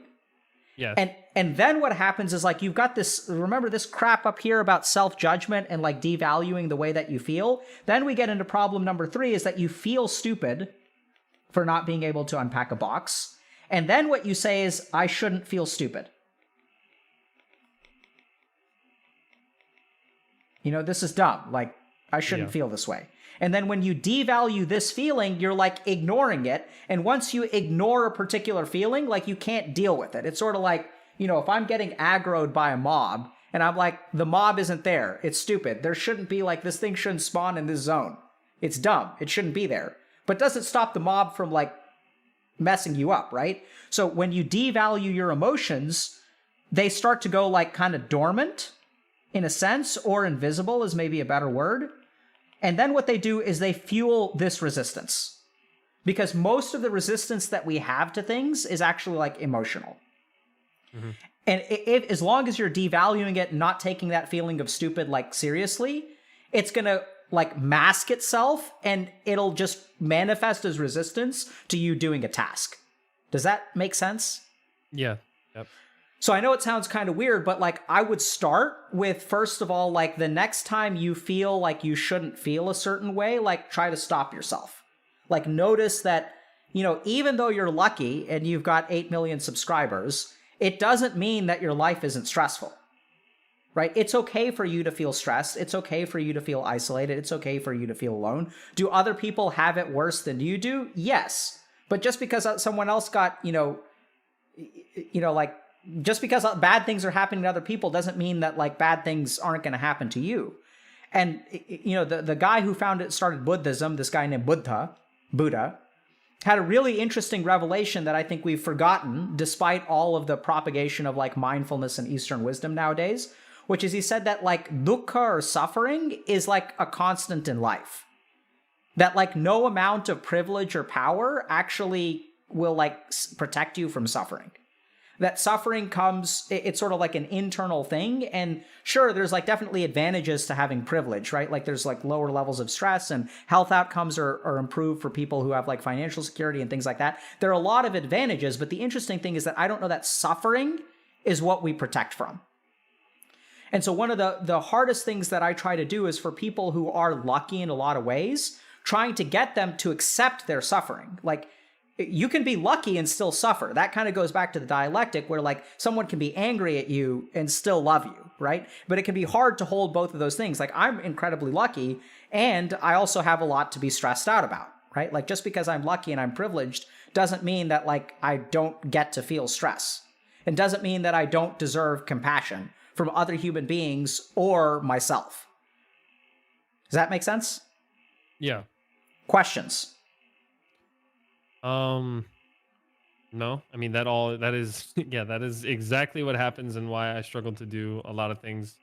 And I've tried to take some steps to like get better at things. So like I have like a notebook where I like write down a to-do list every day, and I noticed that like the more I break everything down, like whatever the task, like unpack boxes, instead of that it's like unpack these boxes or whatever. Like I break the list down as minimal as I can. I even put in things like eat or like shower, and it just feels good to cross stuff off. Like I've been doing that recently. That's been super helpful. But yeah, this is So what you just described is exactly what happens.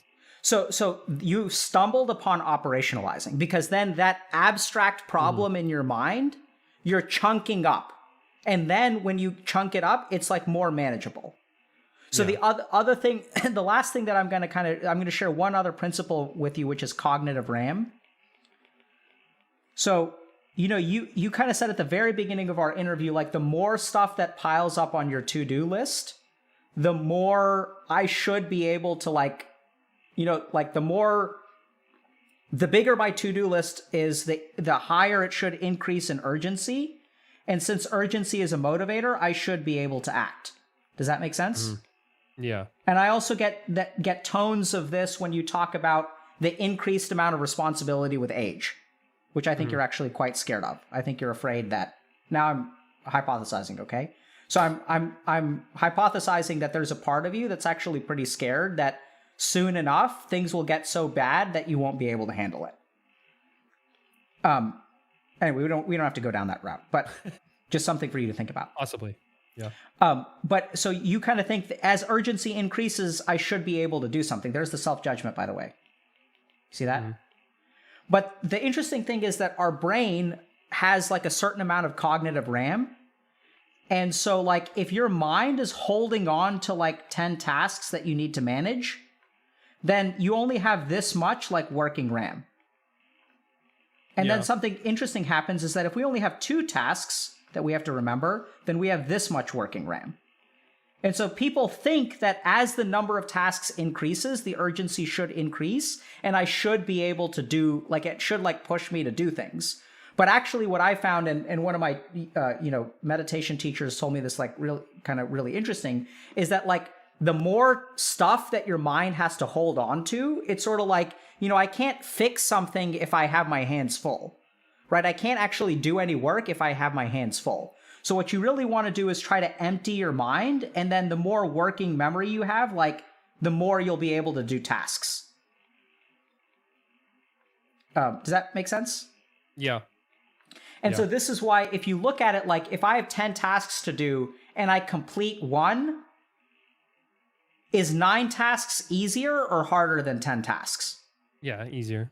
Right? So what people notice is like there's this snowball effect of like, 10 is taking up this much space, and then 9 is taking up this much space, and then 8 is taking up this much space. And so what people find is once they start checking things off their to-do list, it frees up more of your mind, and then you have more RAM to actually work on the remaining tasks.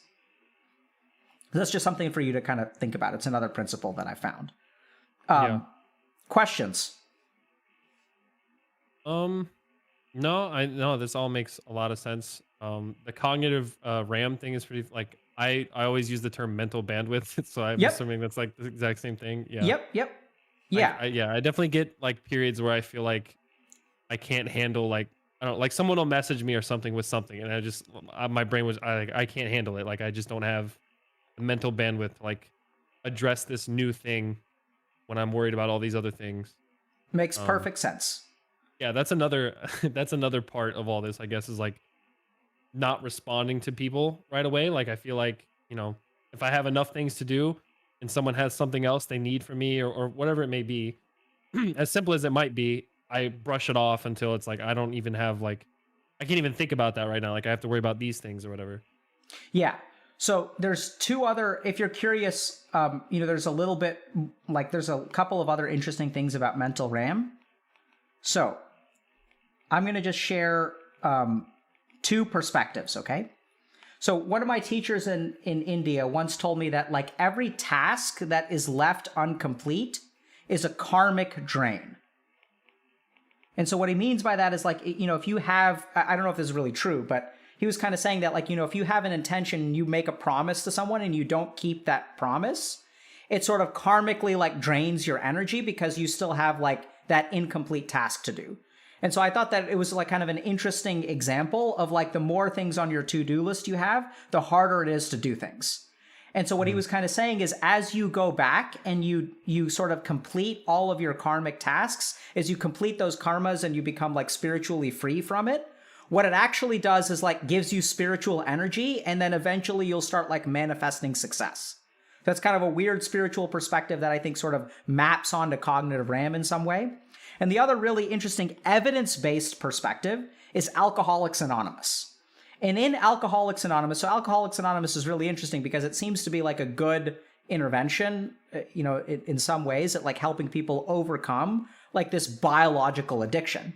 And so if you think about it, like, how does that work? We don't really know. But Alcoholics Anonymous, when I talk to people who are trying to get sober, they talk about one particular step, which helps them a lot.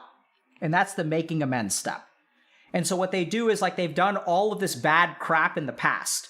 And something about all of that like emotional energy creates some degree of resistance and avoidance in their mind that then causes them to chase alcohol.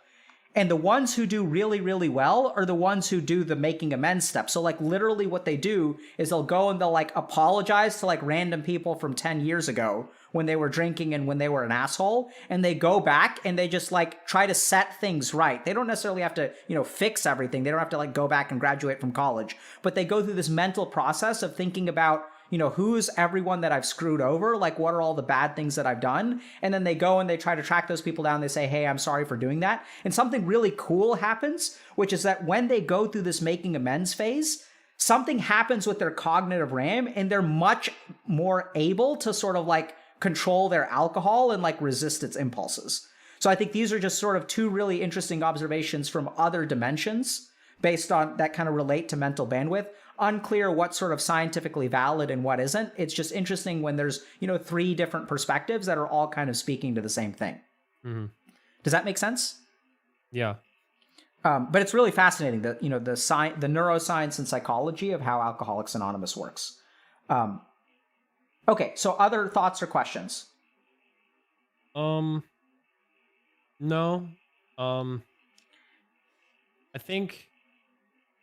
I think I also prioritize like doing things for others before myself when it comes to like that kind of ties back to the relationships thing. Yep. In terms of like if I have something super simple that I need done, but a friend of mine or something has something super simple that they need done, like that always like is something that takes priority too. Yeah, bro. So you really got to work on not devaluing yourself. Yeah. I totally get that. Right? Because relationships is up here. And yeah, I Tyler is not here. necessarily that I prioritize other people, but more of just like I'd rather let myself down, than like let someone else down. You know what I mean? Like if I have someone who expects something from me, that's definitely like, yeah. So it's classic, Tyler, because if a friend asked you, hey, Tyler, this Saturday, can you help me move in? You'd be like, absolutely, bro. Yeah. Right? Yeah. You'll help someone else unpack boxes at the drop of a hat. Really common. Really, really common. It's just because you're a good person. But there's an interesting part of that, which is that, so here's kind of what I would summarize for you, Tyler. It sounds like you've already started to figure out how to operationalize. That will help you unpack your boxes. When you think about unpacking a box, be careful, because watch. I want you to look for it, okay? I want you to place a hidden camera and prepare yourself for oh, this is inefficient and I could do this better. I should do this better. It would be so much easier if I did it this way. Look for that thought. And then look for this thought too, where I shouldn't feel stupid. This should be easy for me. I should be able to handle this. Because all of that crap is going to be devaluing it. And as best as you can, what I want you to do in that moment is kind of notice those thoughts and look for them, because they're going to be psychological patterns. It's like malware in your brain. So prepare. When I open up Firefox, there's going to be pop-ups telling me to purchase this penis enlargement pill, right? You're going to look for it. And then if you're prepared for it, it's going to be a lot easier to close. Yeah. Okay. And and then it in a more long-term sense, if you're interested in seeing a mental health professional, I think it could be good. If you're curious about whether you have ADHD or not, you could kind of get an evaluation for that. But I think you got to be really careful, because you're such a good dude, and you recognize that you're so lucky and you have so much gratitude that you're almost kind of skirting right on the edge of what I would call toxic positivity, which is oh my God, I should be grateful. Yeah, and you are grateful, right? The important thing is to be grateful and also be compassionate towards yourself. Mm-hmm. Thoughts? Questions? Yeah, no, that makes sense. Okay. Go ahead. No, go for it. No, you were going to ask a question. Go for it. Yeah, I was just going to ask, how was this for you? In terms of when we kind of just went through that, and is this helpful or... Yeah, definitely helpful. I just know that I feel like there's a lot to unpack, I feel like, and it's there's just a lot to think about and unpack. Yep. And I'm still admittedly I'm definitely still a little anxious and nervous about this. Just like I said, opening up in front of an audience is something that's really difficult. And even I feel even for me, more so than a streamer or something, I don't typically stream. Most of my stuff is just making videos, and so when it comes to my online presence, it's just, like I said, it's just those 10 minutes of funny, good times with friends. I don't really try to delve into a whole lot of, behind the scenes kind of personal stuff. So it's hard for me, but yeah. So I kind of noticed that, and I think that's totally fine. We don't have to do what's hard for you. So this is where it's important, Tyler. I think you doing that work is important. It's absolutely not necessary to do live in front of the internet. It's about your growth and what you feel comfortable with. So I would encourage you to, spend a little bit, I don't know who you've got in your life, but if you want to see a therapist or something, that's totally fine. Otherwise, I would honestly spend some time thinking about the first few weeks of fourth grade and what that was like for you, and let yourself almost be an older brother to your fourth grade self, and tell yourself you must have been frightened that you wouldn't make friends. It's fucking terrifying, dude. Does it happen to a lot of kids? Yeah, it happened to me too. And I remember how terrifying it was. Because you didn't know, the second day you went and the third day you went and you didn't have friends. You didn't know, does this, am I going to make a friend on the fourth day? It feels like you're never going to make a friend. Yeah. And so some of those kinds of thoughts and emotions and stuff, they still carry with you. And I don't think you need to talk about it here. I'm glad you told me, we talked a little bit about boundaries even at the beginning, but so I'm glad you sort of said, yeah, I don't think that would be that useful. I think it's actually important for you to do, but I don't think you need to do it on stream. This Makes is where sense, yeah. Journal or take a walk or talk to your dog, yeah. I don't think the dog's going to listen a whole lot right now, but yeah. No, you'll be surprised. So, pet therapy is an evidence-based intervention that helps people with dealing with grief and things like that. People live longer. Pets are awesome at this kind of stuff. Yeah. But I don't think you need to open up in front of the internet. We're here to help you and do whatever, meet you where you're at, and we're here to help. And if opening up on the internet doesn't have to be a part of it. Yeah. Yeah. It's just, I don't know. It's just very hard for me. For whatever reason. I don't know. I mean, very, if you I want guess, to, self-conscious in that regard, I guess. yeah, sure. I mean, if you want to, we can talk for a second about why it's hard for you, but we also don't Sure. have to. Yeah. What No, do you yeah, think that's makes it fine. hard for you? Uh, I don't know. I guess just circling back to like what I talked about before is just like caring about how people perceive me and stuff. I mean, obviously it's important when it comes to doing YouTube, like I said, to like listen to what people think, but at the same time, it's like you only let in, you only show people what you want to show them, and I don't know. I guess it's just worrying in that regard. Not fun Yeah. being judged, I guess. You know. And what are you afraid of? What is the judgment that you're afraid will happen if you open up on the internet? I don't know. I don't know. I guess it's probably a little irrational. I guess because I don't feel like, I don't know. Hard to explain. Yeah, so I don't think it's irrational. So watch out for those kinds of statements, right? So there you are doing what to yourself? I guess devaluing Yep. how I feel a little bit. Yeah. Yeah, right? Oh, it's Yeah. stupid for me to feel this way. Yeah. No, it's not. And so I think if you really like look at it, like I suspect, I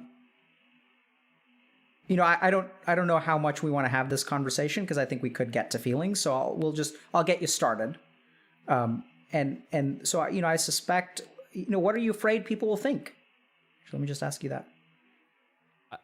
I'm not afraid of any like one specific thing. I guess just like it's not fun to be judged by people who just they don't know you, and I don't feel like I'm the greatest at like articulating how I feel or my thoughts a lot of times. So maybe someone could form an opinion about me based on something I said, even though what I said is not really how I felt. It was just how I happened, you know what I mean? Like how I happened to say it or whatever.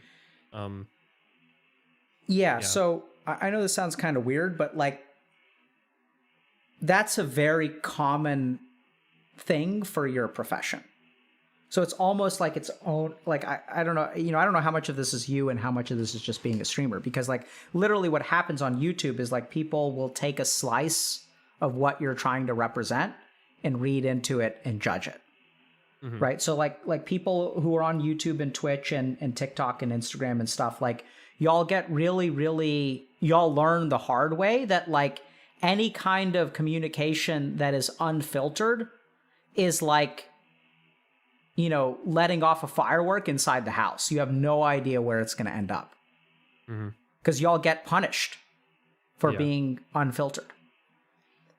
Is this something deep and psychological relating to your, earlier life, or is it a function? Is it like just one of the consequences of your job? I'd probably say like 50-50. Yeah, I would say probably more the second, but maybe maybe it's maybe more the second. Like I said, I've seen it in Yeah. just about every successful content creator I've ever worked with. So I think that makes a lot of sense. Mhm. But I think it's, are you concerned about your inability to open up? A little bit. Definitely something I've struggled with a lot. What are you Yeah. concerned about? I just don't think it. I mean, I don't think it's healthy. Not even about like opening up online, but just in general. Like it's good to talk to people and voice, your thoughts and feelings. I found myself doing that on Twitter at times, and I'm like, why of all places would I ever like go to Twitter? Like, I don't know. What are you looking for But- when you post on Twitter like that? I don't know. It's more of just venting, I guess. Just getting something off my chest. It's not even like I'm looking for approval from anyone specific or anything. It's more of just, it's a thought collected and then put out, I guess. Yeah. What do you think makes it hard for you to do that even in private? I don't know. No idea. Okay. So I'll give you some thoughts, okay? So first of all, actually let's one more question. So do you feel a little bit incompetent at not being able to do that? Yeah, I would say, yeah. Okay, so this is a theme. So when I said 50-50, so I'm noticing a thread that when there's something that you feel like you should do, you feel kind of incompetent, and then it makes it really hard to do it to begin with. So whether that's opening up, whether that's unpacking boxes, there's something about, and this I think is like now pretty specific to something that you carry with you, right? Because you've got a particular like psychological thing where like it's not specific to you, by the way. Tons of people have this, which is why we do this online in the first place. Because I can guarantee you there are like, hundreds or thousands of people who feel the exact same way. And so this is something that's really common, is that somewhere along the way, our society teaches us that like competent, like we blur the lines between like experience and like talent. So I'd say that the reason that it's hard for you to open up is because you haven't had practice. Yeah, it makes sense. And so I don't think that you're busted in some way. I don't think that there's anything wrong with you. I think it's like hard for you to open up because, you may have just grown up in an environment where there wasn't a whole lot of that. If we really want to hypothesize, like I'd say 20% of people with your experience when you were back in the 4th grade, I know I keep going back there. We don't have to talk about it, but I'm trying to equip you with stuff. Yeah. There's a chance that you had a conversation with your mom and your dad where you said, hey, I don't like school. I'm not making any friends. I want to move back. And I'd say 1 out of 5 people had an experience like that where their parents said, sorry, we can't do that. And even though it's completely reasonable, their answer is completely reasonable, it can be psychologically jarring. Almost like traumatic in a sense. And then like even people who are normal, healthy people with happy upbringings, we all have things because our minds are underdeveloped, so we don't really know how to interpret that stuff.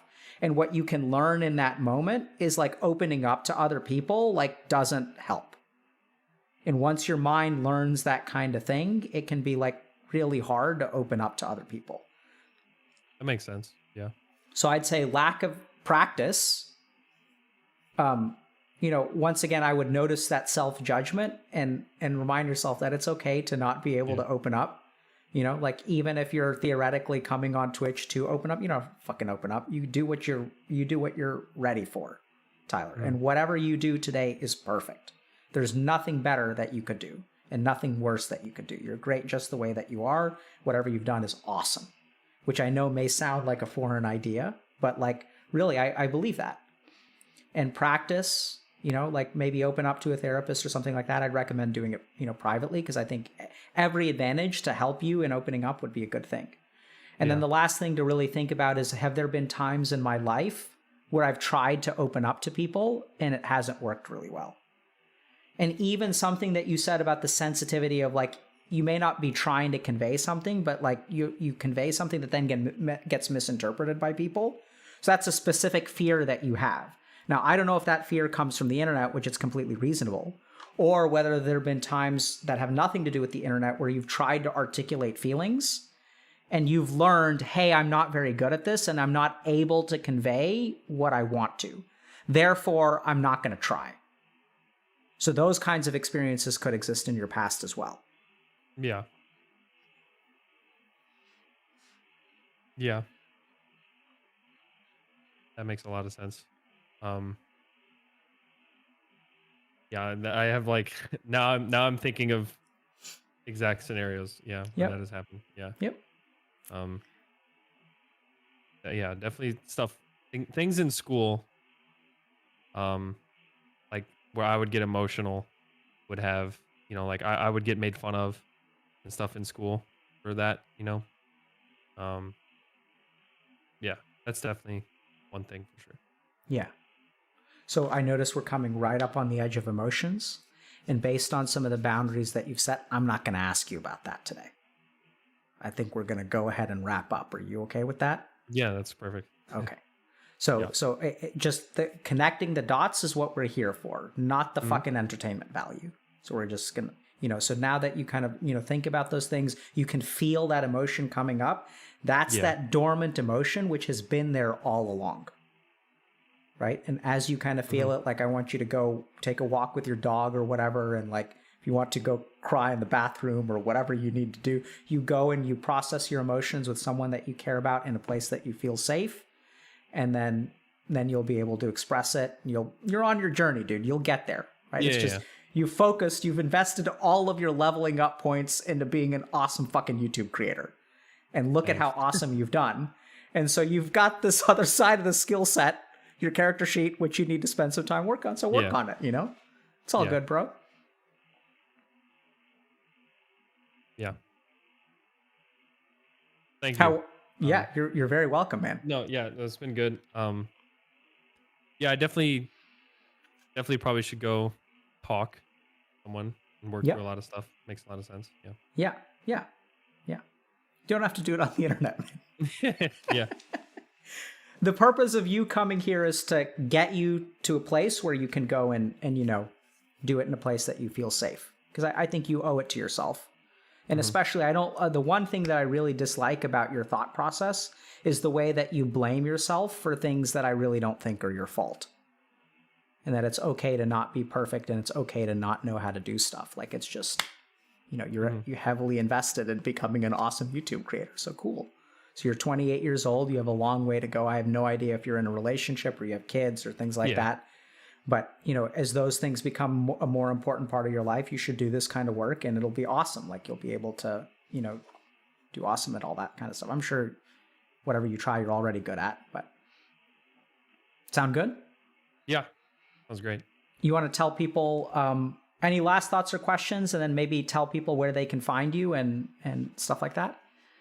Yeah, no last thoughts other than that was good. Thank you. Yeah, and if people want to find me, you can just look up WILDCAT on YouTube. Right now I'm playing a lot of Call of Duty. That's mostly what I'm doing right now, just waiting for new games to come out. Been a little boring for games, but yeah, I play anything and everything with friends, and yeah. Awesome, man. Thanks a lot. Y'all should check out his YouTube channel. It really is awesome. And thanks for coming on, WILDCAT. And, you know, good luck to you. You know, if you have other questions and stuff, feel free to DM me, you know, off stream. And we can try to support you in a couple of different ways. Okay. So take care, man. Bye. Thank you. Bye.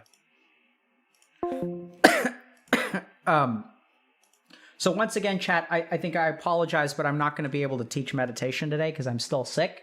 But what I will tell you is on Monday, I should be feeling well enough. And what we're going to do is we're going to teach you guys Udana meditations. So I'm going to try to come up with a levitation regimen. Okay. And then you guys try out the meditations and you see whether Patanjali was correct or incorrect. All right. So I have to do some research, unfortunately. I have to look through some of my yogic texts to try to figure out an Udana set of meditations. If you guys are kind of curious, I can explain. We'll do that next time. So who are we raiding? Tell us who to raid. And then in the meantime, what I want to do is just share with you guys kind of I have a lot of important thoughts about this stuff. So the first is that, oh man. So I really liked today's interview because so Tyler's fantastic. I think he did a really good job of setting some really healthy boundaries. And, you know, not everyone is ready for emotions right at the beginning. And the second thing to remember is that if you're struggling to do something, remember that emotions are just one part of it. So why do we try to teach people about emotions and explore emotions? It's because of the way that emotions interact our thought process, our motivation, our ability to do things. So digging into emotions for entertainment value or self-understanding or things like that, all that stuff is fine and all. But what I've really found is that emotions are just one part of us, right? And as we begin to understand, if I want to do a particular task and I set out to do that task and I judge myself, if I feel incompetent, if I'm perfectionistic, if I'm avoiding particular things related to that task, that's why you need to understand emotions. Because as you understand those kinds of things, it actually helps you do the things that you want to do. Okay, who are we rating? We rating Lily Pichu? Okay. Let's raid God of Emotions, indeed. All right, send some love to Lily Pichu, and we'll see you guys on Monday, and I am crafting the Udana meditations. Take care. Riri Pichu. Awesome, chat. Take care. Love y'all. And, you know, if you guys have questions and stuff, yeah. So I think Monday will probably be a mini lecture and then subreddit review and then meditation stuff, okay?